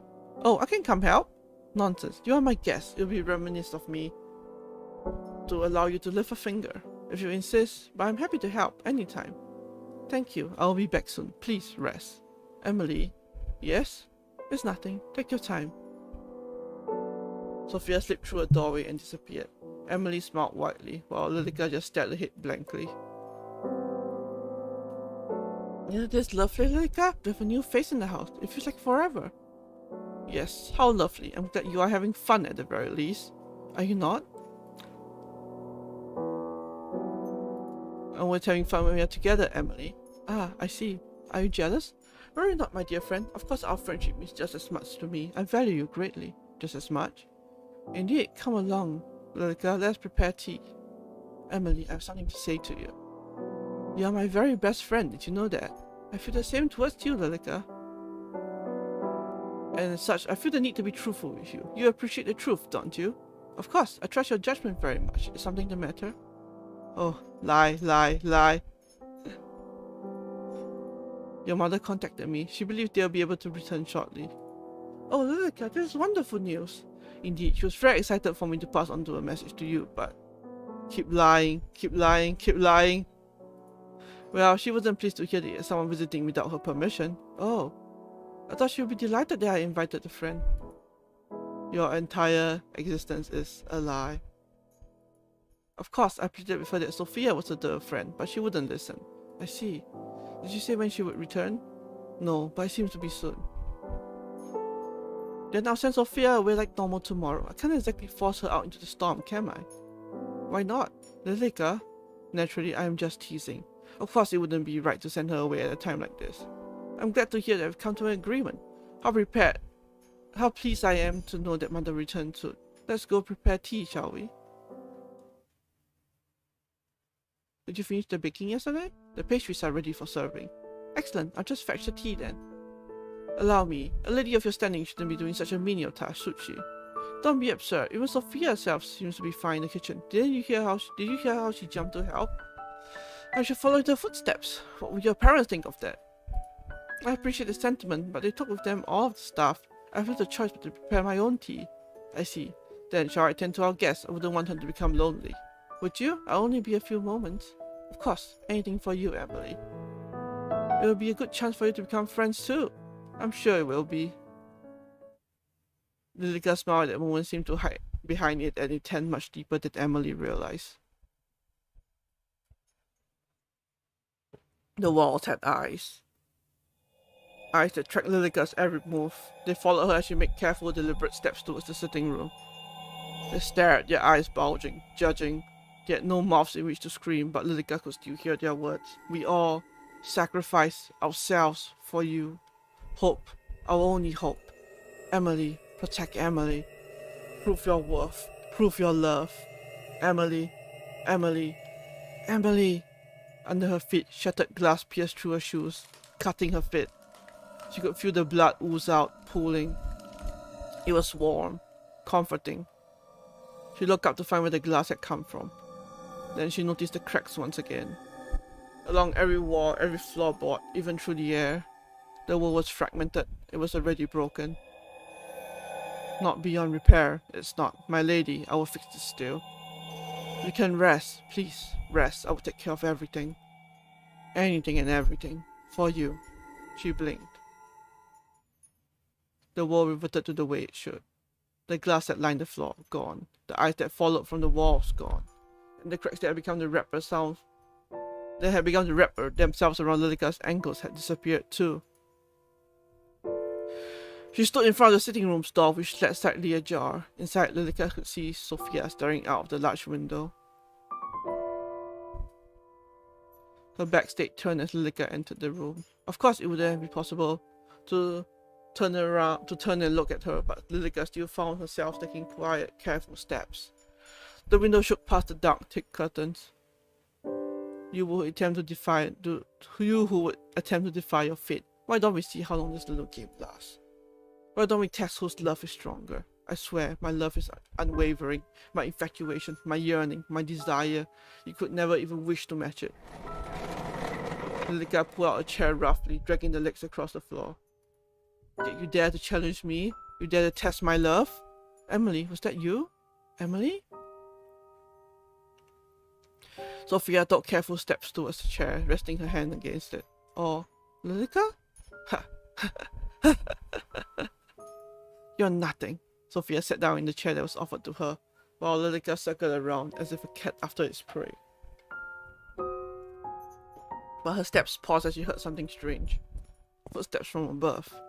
The master bedroom? In front of her very eyes, Lilika watched the scene unfold. A scene that made her blood run cold and her body freeze in place. My lady. The lady of the house stood beside Lilika. Where before the two had stood eye to eye, now the lady stood taller than Lilika by at least a head. My lady, why are you doing here? The lady removed her shoes and stepped onto the table. Did you come to punish me? Are you angry? I promise I will remove the plague that has entered our home. I swear it upon my undying love. The lady did not respond. Instead, she reached up and took hold of the noose. The rope wrapped around her neck, exactly where the necklace that the maid had gifted the lady should have rested. Join me. Her eyes locked onto Sofia's. Her hand was outstretched, waiting to be taken. Why won't you look at me, my lady? Are you truly so angry? Angry enough to despise me? For but a moment, as Sofia's outstretched hand came closer and closer, the lady's eyes turned slowly towards Lilika. They carried with it a message that only Lilika could decipher. Lilika's body shook. It trembled and trembled until she could bear it no more, and she ran from the room as fast as her legs would carry her. If the hallway still had eyes, they weren't fast enough to follow Lilika. The floorboards, as if made of quicksand, threatened to suck her up and bury her deep within the house. Her feet felt heavy and laden. Her every step was as painful as that brief glance. She raced through the hall and up a flight of stairs, past the stained glass window which left a myriad of colors over the carpeted steps, and past the doors that led to the master bedroom and Amelie's room. Closer, closer, until she arrived at the bookcase. She pushed it to the side and entered the hidden room. The room behind the bookcase was small, and not a single window faced outwards. Thus the room was near pitch black. Each wall was plastered with handwritten letters. Handwritten letters clearly for Lilika alone. Her eyes, frantic, finally started to calm as she took in the words. Her words. Words left to her, for her, only for her. Lilika's eyes centered on a particular letter. Dear Lilika, today was tough. I tried my hardest, but I still failed. Don't you think life is unfair sometimes? I wish trying hard enough was all it took to succeed. Sorry, I'm winging, aren't I? I came out of my interview and it was raining. I thought just my luck, but nothing interesting happened. A rainbow in the distance picked up from behind the grey clouds. It reminded me of you, and then I felt a little better. I hope we can meet soon. Yours, Sofia, Marion. Dear Lilika, how wonderful to hear that you're doing well. I've been very busy this week, but most of it is boring, so I won't bog you down with the details. But you know what happened just yesterday? Of course you don't, you weren't there. I was walking home when I found an abandoned kitten. Someone left it in the box at the side of the road. How could anyone do that? Anyway, I took her home. I named her Lily, after you. It's a little embarrassing writing it out like that. I hope you don't mind. Yours, Marion. Dear Lilika, I spent the past week studying. Don't get me wrong, I enjoy it, but everyone needs the break, you know? On my desk, I have a little cactus in a pot. To be honest, a cactus wasn't my first choice, but I've killed every other plant I've ever owned. Anyway, it bloomed. There's one beautiful flower coming out of it. I couldn't be happier. So that makes studying easier. I think your environment makes it a big difference. How about you? Do you have any plans? I'm looking forward to hearing about it next time. Yours, Marion. She ripped the letter from the wall and crushed it to her chest, collapsing to her knees. She couldn't hate me. She couldn't. She adores me like I adore her. She entrusted her everything to me. Everything. Her everything. Amelie. The letter dropped from her fingers that were neither cold nor warm. You want me to get rid of that disease, don't you? You want to accept me until I protect Amelie. Is that right, my lady? I'd do anything. Anything you ask. So if that's all I have to do, then I will do it. I'll keep Amelie safe. Forever. Lilika stood from the ground and dusted off her skirt. Her face that had previously contorted in distress had finally calmed, and the smile gently crept onto her face. I love you, my lady, and for you, I will love Amelie too. I should like the scones too. Where did I put those matches? Right here. Ah! You gave me a fright, Lilika. Where have you been? Preparing the guest room for your dear friend, of course. How kind! Sofia is just preparing a bath at present. I'm going to retrieve a towel for her from the linen closet. Amelie, I think it is best that you send her home post-haste. What? Why would I do that? For all you know, she brings with her the plague. Sofia says it is now safe to travel. You say mother is returning soon. It'll be perfectly fine, don't you think? And what if she lies? She wouldn't do that. Sofia is a kind and good-natured person. She would not bring any danger to us. Did you know that Sofia attends a local university? And she lives by herself with no husband. She says that if I wanted, I could also study. Study? Study. She wants to leave? Leave the house? No. She can't leave. She can't go anywhere. She belongs here. She was entrusted to me. The lady of house should not study, Amelie. You must stay inside the house and await your parents. But I'm sure mother would want the best for me. Perhaps while I wait till I could go inspect Sofia's school. Amelie. You must stay inside and await your parents' return. But don't you trust me? Have I ever tried to lead you astray? No, Lilika. I was just thinking that perhaps it truly is beginning to be safe. Look, I brought today's newspaper. Do you see the title? The plague runs rampant. Put any notion of living or studying away for now, yes? As soon as it is truly safe to do so, then we shall, and you'll be reunited with your family. For now, it's just you and me. Thanks, Lilika. I'm glad you're here. As am I. Ah, the towel. Let me go retrieve it. Go ahead. Alone, Lilika stared at the bathroom door, which was shut tight. Behind it, she could hear the water running. She could picture Sofia's body slowly shedding its layers of clothes before she stepped into the hot water. That image was enough to force her hand. The running water sloshed into a steel-lined wooden tub. A state-of-the-art system. No one else in the country owned anything like it. But how many years ago was that? How long had it been? Sofia leaned over the sink, her bone-white knuckles grasping either side of it. Her back was turned to Lilika. If she wanted, she could stab her in the back and be over with it. No. I need to keep Amelie's trust.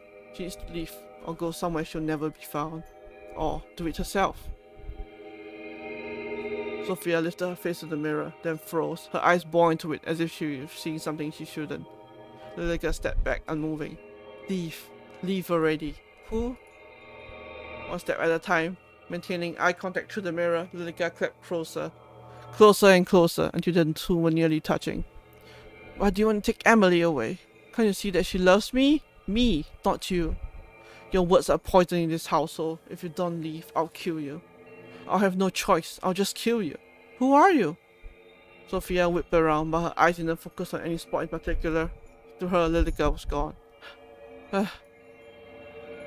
Lilika walked towards an open cabinet and pulled something out. The metal of the razor glinted. Lilika raised it up as she moved to the stand over the bath. With ease, the metal cut into her arm. Drops of blood fell into the water, leaving tiny splashes where they connected. Blood still runs in my veins after all. Sofia rushed past Lilika, desperate to turn off the overflowing water, before she froze once again.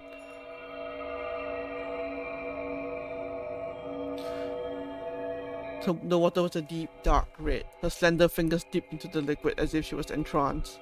One layer at a time, she stripped bare, her expression hollow and lifeless. Lilika watched as her naked body stepped into the crimson water. Why not just end it here? You're scared, aren't you? Just sink down. Accept your fate. Accept it. You can hear me now, can't you? Why not just end it? You're scared. You're so terrified. You just came here to see your friend, and look at what's happened to you. Amelie. Yes, Amelie. Amelie, where did you go? Where are you, Amelie? I want to see you. Shut up! You don't deserve to speak her name. You don't deserve to be in her presence. Why don't you just give up? Just sink deep into the abyss. Isn't it inviting? Sink. Right, I should. Isn't the water so warm and inviting? That's right, just sink down into it. Then you'll finally be able to rest. Amelie, you... A knock came from the door. Lilika's widened eyes went from the door to the young woman in the bath and then back again. Excuse me, I'm coming in. Lilika ducked behind the folding screen just in time to hear the door open. Sophia? I knocked, but I didn't hear a reply. I brought you a towel. Ah! She didn't wait any longer. As Amelie stepped into the room, set down the towel, Lilika quietly dashed out into the hall. Before Lilika had a chance to even catch her breath, the bathroom door opened once again, and Amelie stepped out with flushed cheeks. Did you tell her that she must depart? No, Is something the matter? Are you feeling unwell? Your face is bright red. Oh. So Sofia will stay until she decides to leave. No, she must leave now. Tonight, no longer. As you wish. I'm sorry, Lilika, but I believe it's only fair after she traveled so far, and she is my friend. That woman, that siren, look what she does to our Amelie. I'll finish preparing the guest room. Let me come help. Sophia, when you're done in there, you can come to your room. From the other side of the door, Sophia's voice came in return. Okay, thanks, Amelie. The guest bedroom was freshly cleaned, with new linen on the bed and a lit lantern beside it. Fortunately, Lilika had prepared the room well in advance. You did a fine job preparing the room so far. Thank you, Lilika. Anything for you. I was thinking, tomorrow, if the rain has cleared up, we could open the greenhouse again and have morning tea there. It's been so long since we last used it. By now, a dozen cracks stem from a dozen other cracks, filling the entirety of Lilika's world. At any moment, even the breeze would make everything collapse. Didn't we already speak of this? You cannot leave the house. But surely the greenhouse would be safe. No one else uses it, and it's only a few steps from the back door. It is unsafe. You know this. What's gotten into you? Is it because of your friend? I just thought it would be nice to at least sit in the sun. Then you may sit by the window in the dining hall. Is it really so unsafe that even taking your foot outdoors would be dangerous? Yes. Sophia, I see you're done with the bath. Lilika crossed her arms over her chest, anger already rising in her chest. Were you talking about the greenhouse? Yes, did you see when you arrived? I did, but it looked as if the plants inside had died. Oh, that's impossible. It's been any time at all. It's barely been any time at all since the gardeners left. I'm sure the plants inside are more sturdy than that. Well, even if they have died, maybe we could go and replant some things tomorrow. How wonderful. Have you not heard of what I said? It's unsafe to do so. Oh, don't be such a spoil sport. I think it'll be perfectly fine. Well, it's getting late now, so I'll leave you to retire. If you need anything, my room is just upstairs on the left. Good night, Sophia. Poison dripped from her voice as Lilika left the guest room behind. The house had a heart, and the heart was beating the same rhythm as Lilika's. It was frenzied, on the verge of losing control. It echoed through her head, through the hall, through to every corner of the building. Like Morse code, it was as if the house itself was telling her to do something. Get rid of her, cut out the disease, protect Amelie. She bit her tongue, pacing back and forth. Amelie will be upset, but Amelie doesn't need anyone else. She has me. She won't be upset for long, and she'll forget. That's right, she'll forget. Her breath hitched in her throat. But what do I do? What do I do? She just won't die. My lady, what am I supposed to do? At that moment, Lilika put her ear to Amelie's door, listening intently. How about coming away with me for a while? Away? Outside of the house? What about the sickness? Away? Outside of the house? It's okay now. You'll be okay. You come stay at my house. I could show you around my school. You don't have to go through an arranged marriage if you don't want to. Lilika's hands balled into fists at her side. You would do that for me? You are my dearest friend, and I actually think you can take her away from me? Lilika's bald fist slammed against the door. Each one set the pain shooting up her arm, all the way to her shoulder. Inside, the voices went quiet. She doesn't belong to you. Lilika? Finally, Lilika stepped out of her daze. At some point, Amelie had left the guest bedroom and was standing a short distance away from her, looking worried. Until she took a deep breath and composed herself. But her heart still beat as loud as a drum, and the cracks that seemed to be centered around Amelie were still spreading at an alarming rate. It's late. You should retire to your bedroom. Yes, I shall. It's nice having someone else around, isn't it? I feel as if the manor is coming back to life. I hope we see Mother and Father soon.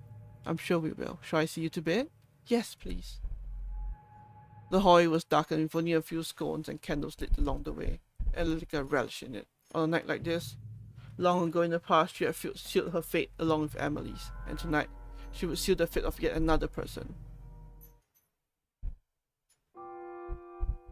The two rose up the grand staircase, side by side. Moonlight drifted in through the stained glass window. This seemed to be the only place free from those cracks. If she squinted, she could almost see it, almost hear it. The head hitting each step with a loud thunk. Those eyes would never open again to look upon the woman with scorn. That hand would never be raised to leave a mark on pristine skin. The sound filled her with joy, and the thought of repeating that fateful night left her footsteps light with excitement. Lilika, may I ask you a question? Certainly. Have you ever heard of a woman loving another woman as a man would love a man? Where did you hear about such a thing? Nowhere in particular. It was just a thought that came into my mind. I think you are overtired because of all the excitement, Amelie. I think it's best you get some rest. Yes, alright. Good night, Lilika. Lilika, who was seated on the edge of Amelie's bed, stood with unsteady feet. Standing in the doorway, she looked back at Amelie. Good night, Amelie. Sleep well. Tomorrow everything will be better. Lilika stepped out of the bedroom, shutting the door softly behind her. The hall was still dark with only a few candles to light her descent. It was quiet. Everything was asleep. The eyes that followed Lilika wherever she went were closed. The voices that crept up from between the floorboards were silent. Somehow that only made Lilika more uncomfortable. But that didn't matter. Not now. She knew where she was going and what she must do. She inched closer and closer to that door, the door that held behind it a sickness named Sofia. It was closed tight. Lilika raised her hand, almost as if to knock, but instead pushed it open and entered. Just as the hallway was dark, so was the guest bedroom. The lantern had only been blown out only a short while ago. No sound came from the bed. All was still. Lilika crept closer, closer and closer, until she stood over the bed like a shadow. The woman underneath her kept her eyes shut tight. Her face was calm and serene. Lilika couldn't help but smile as her hands wrapped around her fragile pale neck. Her fingers dug into Sofia's flesh, so soft and easily bruised. Still, she didn't even shift. For some reason, that made Lilika even more furious. But as a young woman named Sofia as still as a statue, her mind wandered back to another that had done the same in this very house. A young woman who had left Amelie in Lilika's care, who had only wanted the best for her daughter, had only wanted for her to be happy. The problem is she'll leave. That's the problem, isn't it, my lady? The cold finger slowly unwound from Sofia's throat. That she'll leave and take Amelie away. But if she stays, then won't Amelie be happy? She'll be so happy, always, forever. And then maybe you can. Lilika withdrew from the room in a rush, her feet carrying her faster than they ever had before. Through the hall, up the stairs, and into Amelie's bedroom once again. The bed was warm and inviting. Lilika enveloped herself in the heat, wrapping her arms around Amelie tightly. So, Lilika? Do you want Sofia to stay here forever? What? She will leave if you don't do anything about it. She'll leave and you never hear from her again. That's not true, Lilika. She wouldn't just do that. My dear Amelie, I spoke to her just a moment ago. She was already packing up her bags. At that, Amelie rubbed at her eyes and sat up. It can't be true. Go check for yourself. Amelie, not wasting even a single moment, walked towards her door and peered down. From here, the moon was shining in through the stained glass just right, illuminating the hallway below. In the distance, a shadow could be seen moving. Lilika smiled. See? Lilika picked up a toy doll that still sat on Amelie's bed, a relic from the past. Its straw-colored hair almost seemed to stand on end. Don't you want to keep her here? Don't you want her to be like this doll? Keep her here. Right. Your own special doll who will never leave you. Don't worry, I'll make it happen. Just for you. I'll make sure you're happy forever. Go down the hall to my room, behind the bookcase. Wait for me. Amelie's eyes had glazed over, as if she wasn't truly there. She stood from the bed and picked up a small black case that rested on the nightstand before leaving the room. It wasn't long afterwards that Lilika followed in her footsteps, just in time to see Sofia ascending the staircase. He walked straight past Lilika, who was smiling happily, and approached Amelie's door. As she knocked, the door fell open with a groan. "Amelie, are you in here?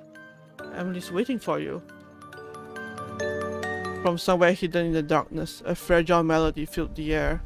Almost instantly, Sofia turned towards the sound and began to follow. Lilika sped up enough to walk beside her. "Isn't this great? Like Amelie, don't you? Don't you want to make her happy? She'll be ecstatic for you to stay forever." "So why don't we help her to be happy forever?" She offered no answer. They entered the room together. In the center of the room, surrounded by candles, Amelie sat, her skirt fan out around her. Spread out over the floor were piles of letters. Upon closer inspection, each was filled with words that had been crossed out and signed with "Yours, Marion." "Amelie, Amelie, are you awake?" Her eyes were shut tight, yet her hands moved enough to play a sorrowful tune. "Please listen to me, Amelie. Lilika she isn't..." "I'm not what?"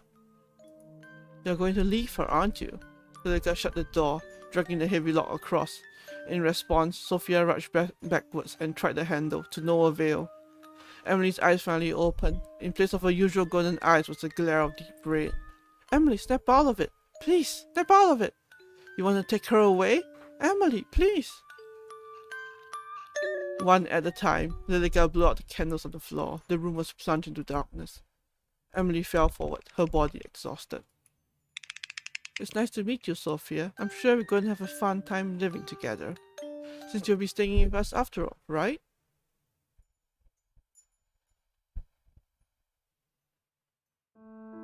"Lilika, could you pass the sugar?" "Of course, Amelie." With a smile, Lilika pushed the sugar across the table towards Amelie. She picked up the teaspoon and dropped a single cube of sugar into her tea. "Would you like one, Lilika?" "No, thank you. Just being around you makes my tea sweet enough." "And you, Sofia?" "You're awfully quiet today. I'll just give you one." Next to Amelie sat Sofia, perfect and pristine, to Amelie's eyes at least. But Lilika saw the truth. Her flesh convulsed and pulsated, and her eyes bulged from what was once her head. The shape of Sofia was gone, and in its place was a mountain of a person who used to be. Lilika smiled. "You know she likes sugar in her tea. There's no need to ask." "You're right. I'm so happy. Sofia, Lilika, you're both so important to me. Thank you for being by my side."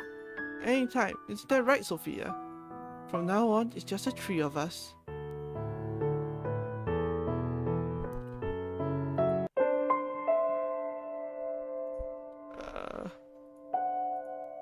Alright. It's time to see where this goes. So there are 3 endings.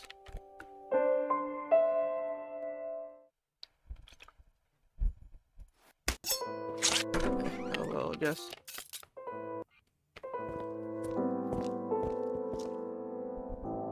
Oh, server have fate here, I think. Lie. Keep lying.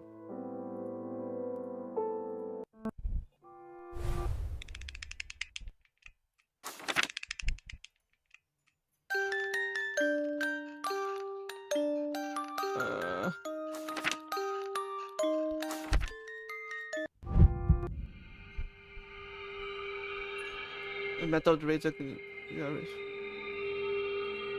Blood still runs my veins after all. Close once again. Okay, I didn't server this one. We'll see how this goes.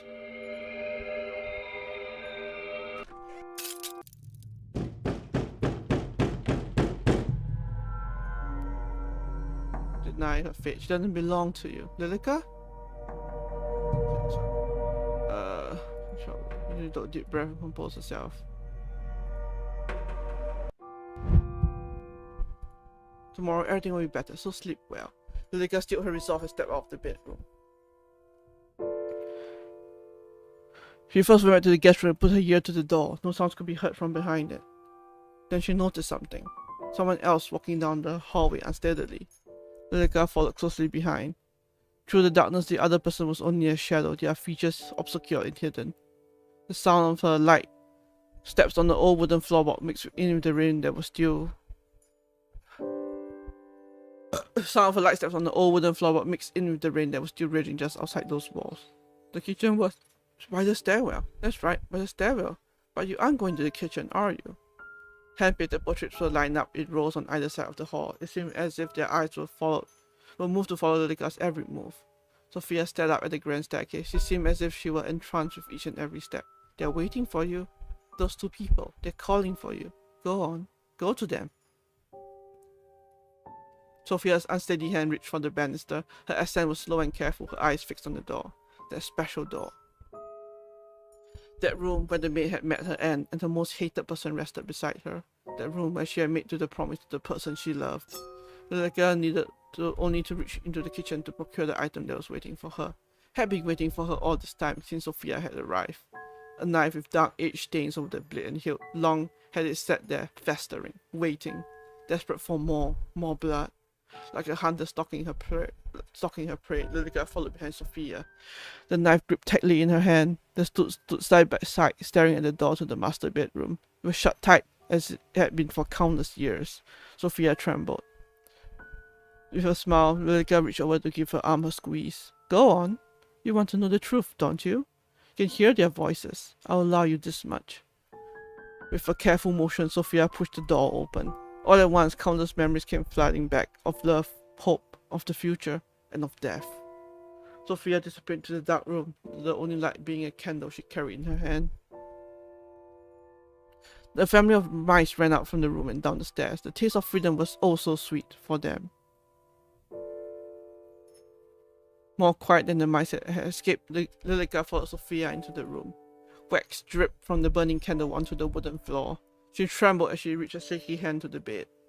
At the same moment, Lilika swung the door closed behind them, and the room plunged into darkness. But the darkness didn't matter to Lilika, not to she who knew this room like the back of her hand. Amelie, is that you? Amelie isn't here to save you. Sophia's eyes searched the room to no avail. I'm sorry I came in here after you asked me not to. I'll just go now, okay? The pale-haired woman fell back onto the bed before she had a moment to react. The yellowed bones of the lord of the manor and the maid rattled underneath her. Fresh, long deteriorated. Lilika smiled. How long has it been since I last saw myself truly? What? It looks like we're finally meeting, Sophia. With a leg on either side of her, Lilika helped Sophia down to the bed, still smiling. She tried to squirm, to escape, to run free. Her eyes were filled with terror. You won't take her away from me. Sophia's scream became a muffled cry, before finally extinguishing fully.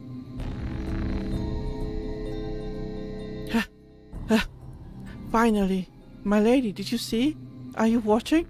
I saved her. I saved Amelie. Only when Lilika tried to stand did she notice it. An aged bone poking out from her stomach. Dark liquid dripped out from around it. With a slight frown, Lilika pulled it free. It's okay. It'll be okay. Lilika closed her eyes. I'm just a little tired. I'll just sleep for a bit. Her eyes grew heavy. So heavy. So heavy that the only option would be to sleep at this very moment. How could you do that? Lilika, why? Why? Why would you hurt Amelie like that? Why did you kill Amelie? Ah!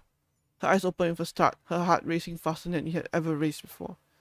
The room seemed to be spinning and her head throbbing. Then she saw it. Lying on the bed between the two skeletons was the body of a young woman. A young woman with long brown hair. Her dress was stained red. Amelie! No, that's not... Who did this? Who? Sophia? Amelie, wake up! Wake! She blinked and the young woman her disappeared. In her place, Sophia appeared. The room was still dark. Not even a drop of sunlight peeked through the covered windows. What a cruel trick of the eyes! She stepped out of the master bedroom just as Amelie did the same, right next door. Good morning, Lilika. I was just on my way to see if Sophia has awakened yet. Amelie, Sophia disappeared during the night. I believe. She went to the same place your parents went. What? That cannot be right. Don't run, Amelie. Amelie dashed down the hall and knocked quickly on the door to the guest bedroom, which fell open with no resistance. Inside the bedding was disheveled and her luggage was strewn about. This is not true. She wouldn't just leave without saying goodbye. Dearie me, I'm sorry. I thought it was a bad idea for anyone to visit, didn't I? Oh, Lilika, this isn't fair. I thought she said we would. There, come here. Lilika wrapped her thin arms around the young woman, gently patting her on the back. See, you shouldn't depend on anyone else. I'm here. I won't ever leave you. Amelie clutched at her back, tears already falling down from her eyes. We'll be together forever.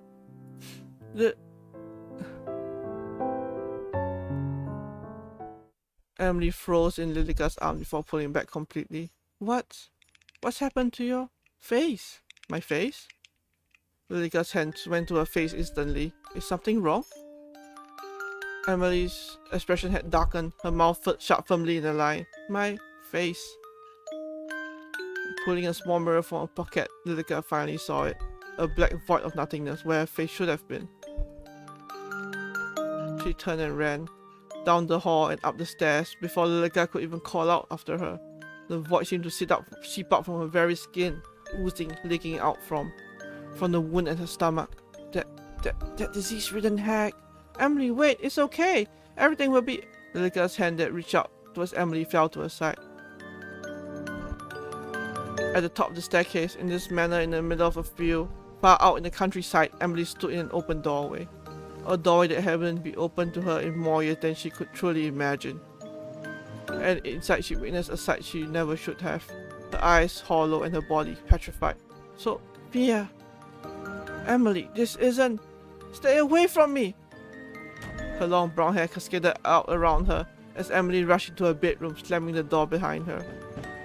Lilika rushed up the staircase, banging her fist against the locked door. Amelie, this is all misunderstanding. She wanted to hurt you. I've saved you.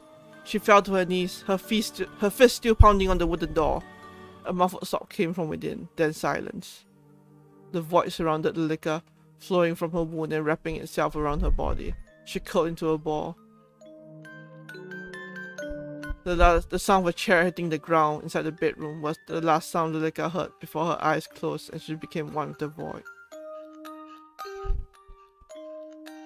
One with the void. Alright, so the final one, I guess. Yeah. Sever her fate. Lie. Keep lying. Your entire existence is a lie.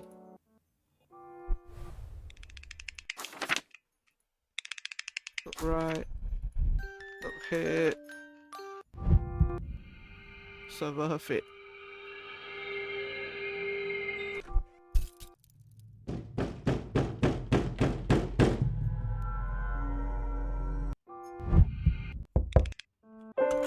Oh wait, no.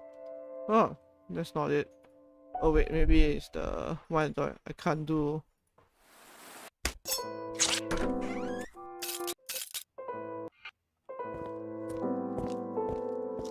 No, of course, I value greatness as much. Indeed, come along, let's prepare tea.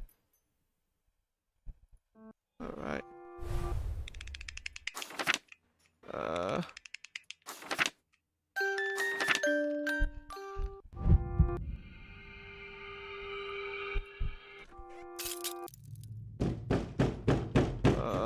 Allow her fate.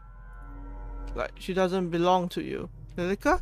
Finally, Lilika stepped out of her daze. At some point, Amelie had left the guest bedroom and was standing a short distance away from her, looking worried. Instantly, she took a deep breath and composed herself, but her heart still beat as loud as a drum, and the cracks that seemed to be centered around Amelie was still spreading at an increasing rate.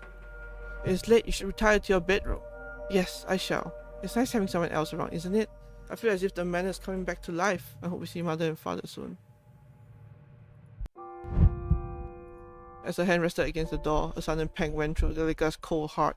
She is important to you, isn't she? Of course, her words have always been something that have brightened my day. Even if she were to leave? Leave? Well, I believe she will leave eventually, Lilika. There's little choice, really. All I can do is hope she'll visit again. I see. Good night, Amelie. Sleep well. Whatever Amelie said in reply was lost in the darkness as Lilika stepped out of the bedroom. As she left the room, she noticed it. A dark shadow stalking through the night, slowly creeping through the hall. Lilika frowned. My lady, you must forgive me. I've rarely seen Amelie so happy. But she cannot stay. No, she must leave immediately, and I will make her. She stood on the grand staircase, outlining the moon's glow. Sofia, you can't see me, can't hear me, but you can sense me, can you not? The shadow paused, her eyes going up to the staircase. There, she saw a shadow walk strangely across the carpeted steps. You will leave this place immediately and will never come back. Lilika? The blonde girl pushed a vase from a step and it crashed to the ground below, smashing into tiny pieces. Sofia jumped in response, a shiver running down her spine. I won't want you again. Leave. Slowly and unsteadily, Sofia crept up the stairs until her face was almost close enough to touch Lilika's. Is that you, Lilika? In a small motion, Lilika dropped something from her sleeve. It clattered to the ground at Sofia's feet. She gripped her shirt even more tightly. This is your last chance. I don't care whether you live or die. This is only a favor to Amelie. As if her nerves had finally got the best of her, Sofia turned on the spot and ran back down the staircase and into the dark hall. Lilika followed behind her, slamming doors and knocking things down to the ground. Sofia, too scared to even turn around, ran as fast as the legs would take her until she reached the front door. Instead of being locked and closed up tightly, it sat open as if waiting for her to leave. She didn't waste even a second more, and she was gone. She's gone. Gone. I did it, Amelie. I did it. You did what? Did you? This is what it looks like, Amelie. Please listen to me. Did you force her to leave? No, I'm going after her. Lilika jumped in front of the door, arms spread wide. You can't! Why? It is unsafe to do so. You belong here, with me, together. I've had enough of this and that being unsafe. Lilika, either you move to the side or any friendship I thought we had is gone. Lilika wavered.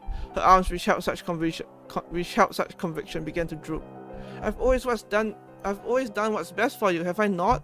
All of this time, have I not remained by your side? Please trust me, I only did what I had to do. So this is what you've decided. Don't come near me again. Amelie turned her back on the blonde-haired woman, who dropped to her knees as she watched her leave. Amelie! Good night, Lilika. Darkness filled every inch of her brain. A voice screamed out from inside of her, mocking her. This isn't right. My lady, this isn't right. Didn't I do the right thing? I let her go. I did her a favor, but Emily's upset. Her lady offered her no answer. Is this punishment for not doing as you wish? Sofia should have died. She should have died. Should have died. Died. But now she is alive and Amelie is angry. In that dark room, all alone, Lilika clutched onto something. Something she kept hidden in the closet, away from any prying eyes. She held it tighter. Its green dress fell apart at her touch. Can you make this all better again? Can't we make her forget? Her forehead fell down and rested against the other person's shoulder. They remained silent, as they had been for many long years. I'm sorry. I'll make it all better. We can make her forget, can't we? Can't we start again? Just like before. We can start again. Lilika stood, placing the skeleton of her lady carefully back in the closet. Keep waiting for me. I promise I'll make everything right again. Let's start again, Amelie. You and me. Forever.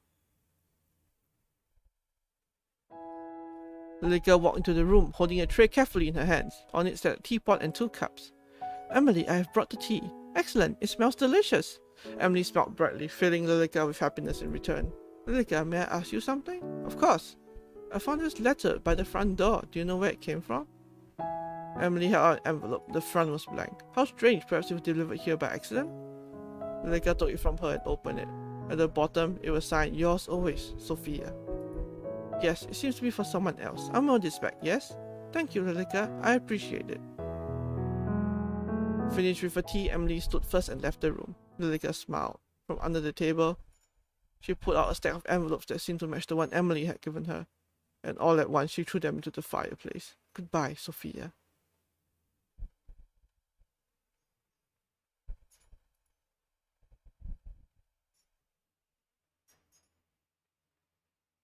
Now what? Is this really okay? What about the future? Should you try again? Yes.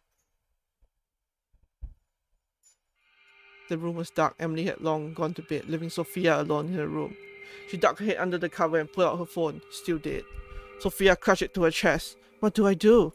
What exactly is going on here? Sofia's body stiffened up. Her back was to the door, but her mind screamed not to turn around.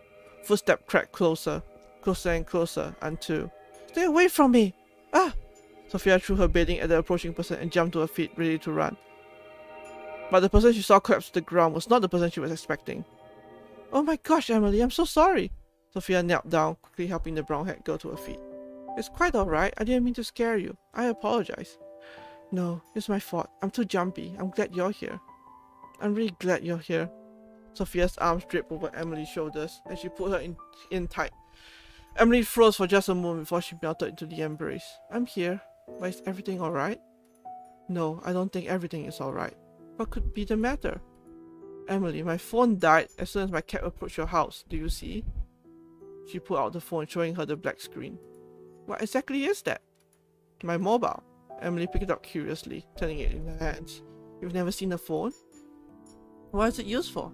For texting, making calls, playing games, those kinds of things? Amazing. Amelie, what year is it? What year? Why do you ask? Please. 1665, of course. Sofia took a step back from Amelie. What is it? Amelie, this makes no sense. Lilika, this house, you. Amelie, it's 2021. What? Sofia, that's preposterous. Oh my god. She fell back onto the bed, her legs not able to hold her up any longer. Oh my god, Amelie, you're not joking. You're really... Are you feeling unwell? Maybe you need to get some rest after all. Amelie, please listen to me. Out there, the world has changed. We have phones, cars, computers. We don't need a husband. We don't need permission to buy a house. You can go to school, get a job, do whatever you want. I know I probably sound crazy to you right now, but please, I'm telling you the truth. You're trying to tell me that nearly 400 years have passed and I've been stuck here? How would that even be possible? I don't know. Amelie, how long have we been writing to each other? Well, I don't know. It's been 5 years. I need to find Lilika. She'll know what's going on here. No, wait. You can't ask Lilika. Why not? I can't see Lilika, Amelie. I haven't seen her once. But she's been here from the start. I've only seen you in this house, Amelie. Something is going on within this house that has kept you stuck here. And I think she's the one that has done it to you. That can't be true. Then why don't we find out together? How? The master bedroom. Lilika was the one who said you couldn't enter, wasn't she? Please. Sofia reached out her hand carefully. Amelie stared at it, unsure, before deciding to take it.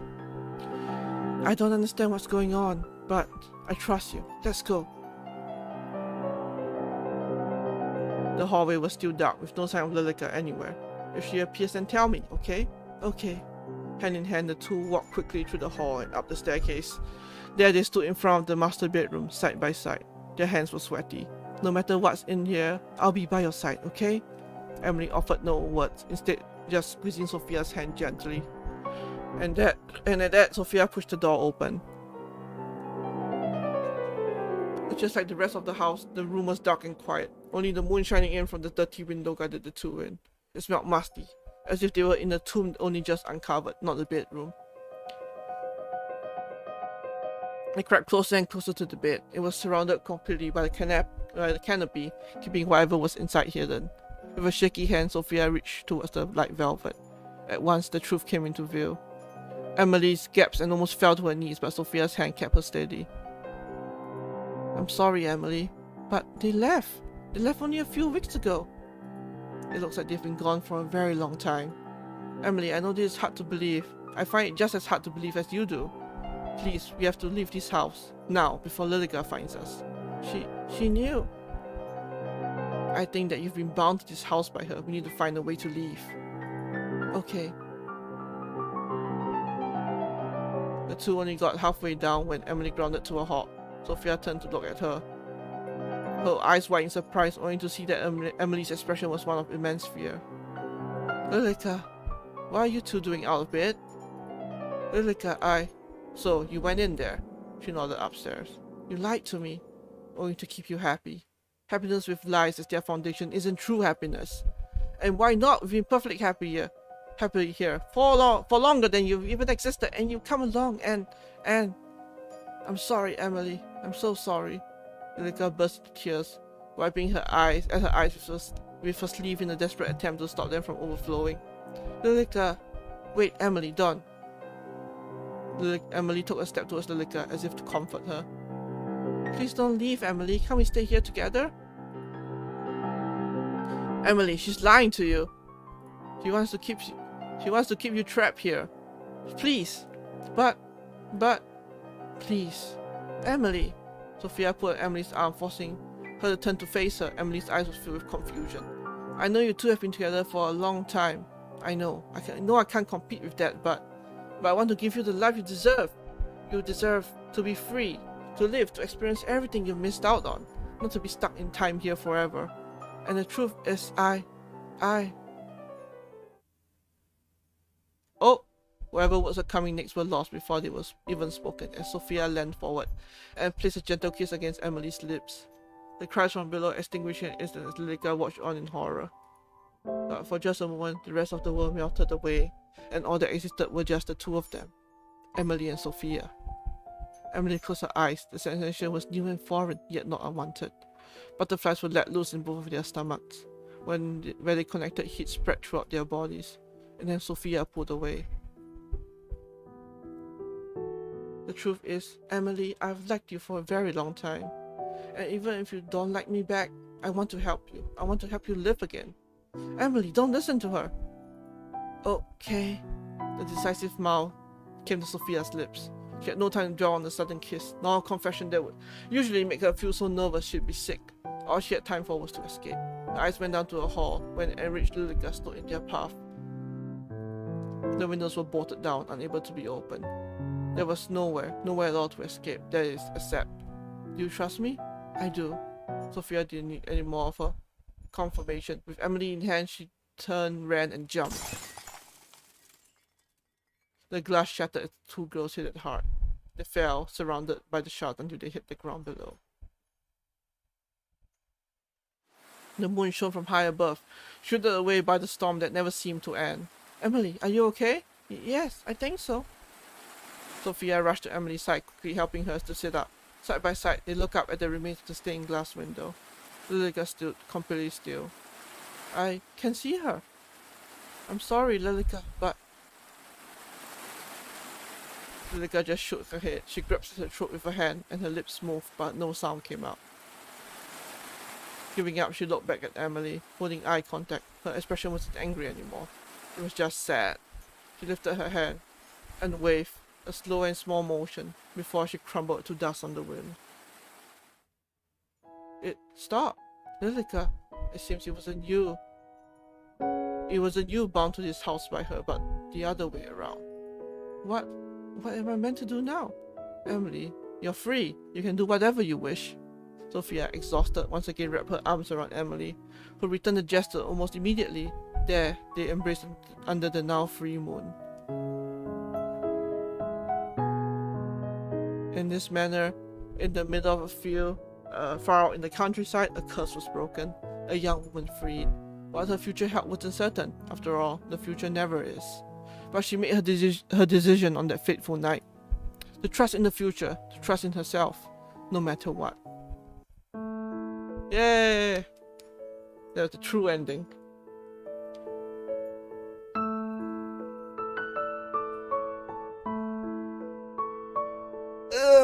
That was a fun little visual novel. I always enjoy seeing all those things. I definitely like the art too. The art's very nice. And like the horror elements always get me. I mean, it's not a lot, but like just subtle as it is, it still got me a bit. But yeah, that was a nice little visual novel. Really enjoyed it. Thank you developers for making this game. It's very nice. I enjoyed it.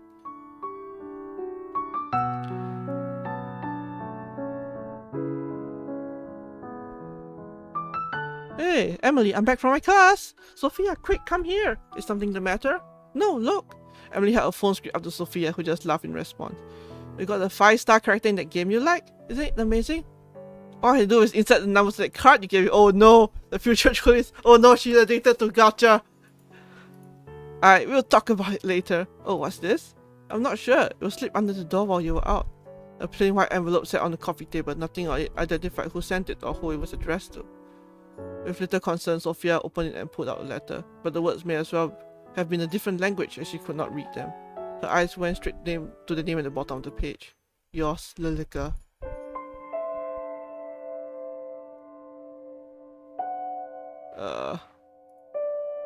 Yeah. But yeah, that's it for this game. Well, that was an ominous ending-ish. But yeah, honestly, that was a very fun game. Well, my caption stopped working for a second here. Let me try again. Anyway, there we go. But yeah, that's it. That'll be it for this stream. A little short. I mean, it's kind of long, not super short. But yeah, that was a very nice little game. Really enjoyed it. Just seeing the story. I always like stories like this, so it's very fun to experience them. And I think that's like the nice part of visual novels. It's just a nice way of telling a story, you know, in different format. Yeah, so anyway, as I said, next week we'll actually be starting Coffee Talk 2, the second Coffee Talk game. Very excited for that. So feel free to have a event reminder for that. There's going to be a lot more reading. My throat is probably going to die, so I apologize in advance. But yeah, so thank you all again for tuning in. And yeah, so I was like, I lost my train of thought. Yeah, thank you all again for coming to the stream. Hope you guys enjoy it. And yeah, so again, next week will be Coffee Talk 2. Very excited. And so until then, all of you stay safe, wash your hands, all that fun stuff. And I will see you then. Okay. Goodbye.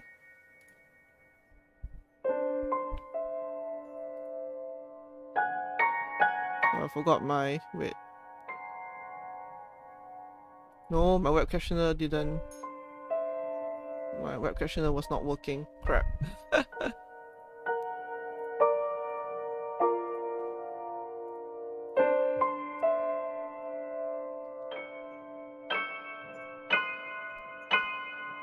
There we go. Yeah, alright. Okay, sorry. I'm sorry you have to suffer with wonky web captioner, but again, thank you all again for tuning in. Okay, goodbye!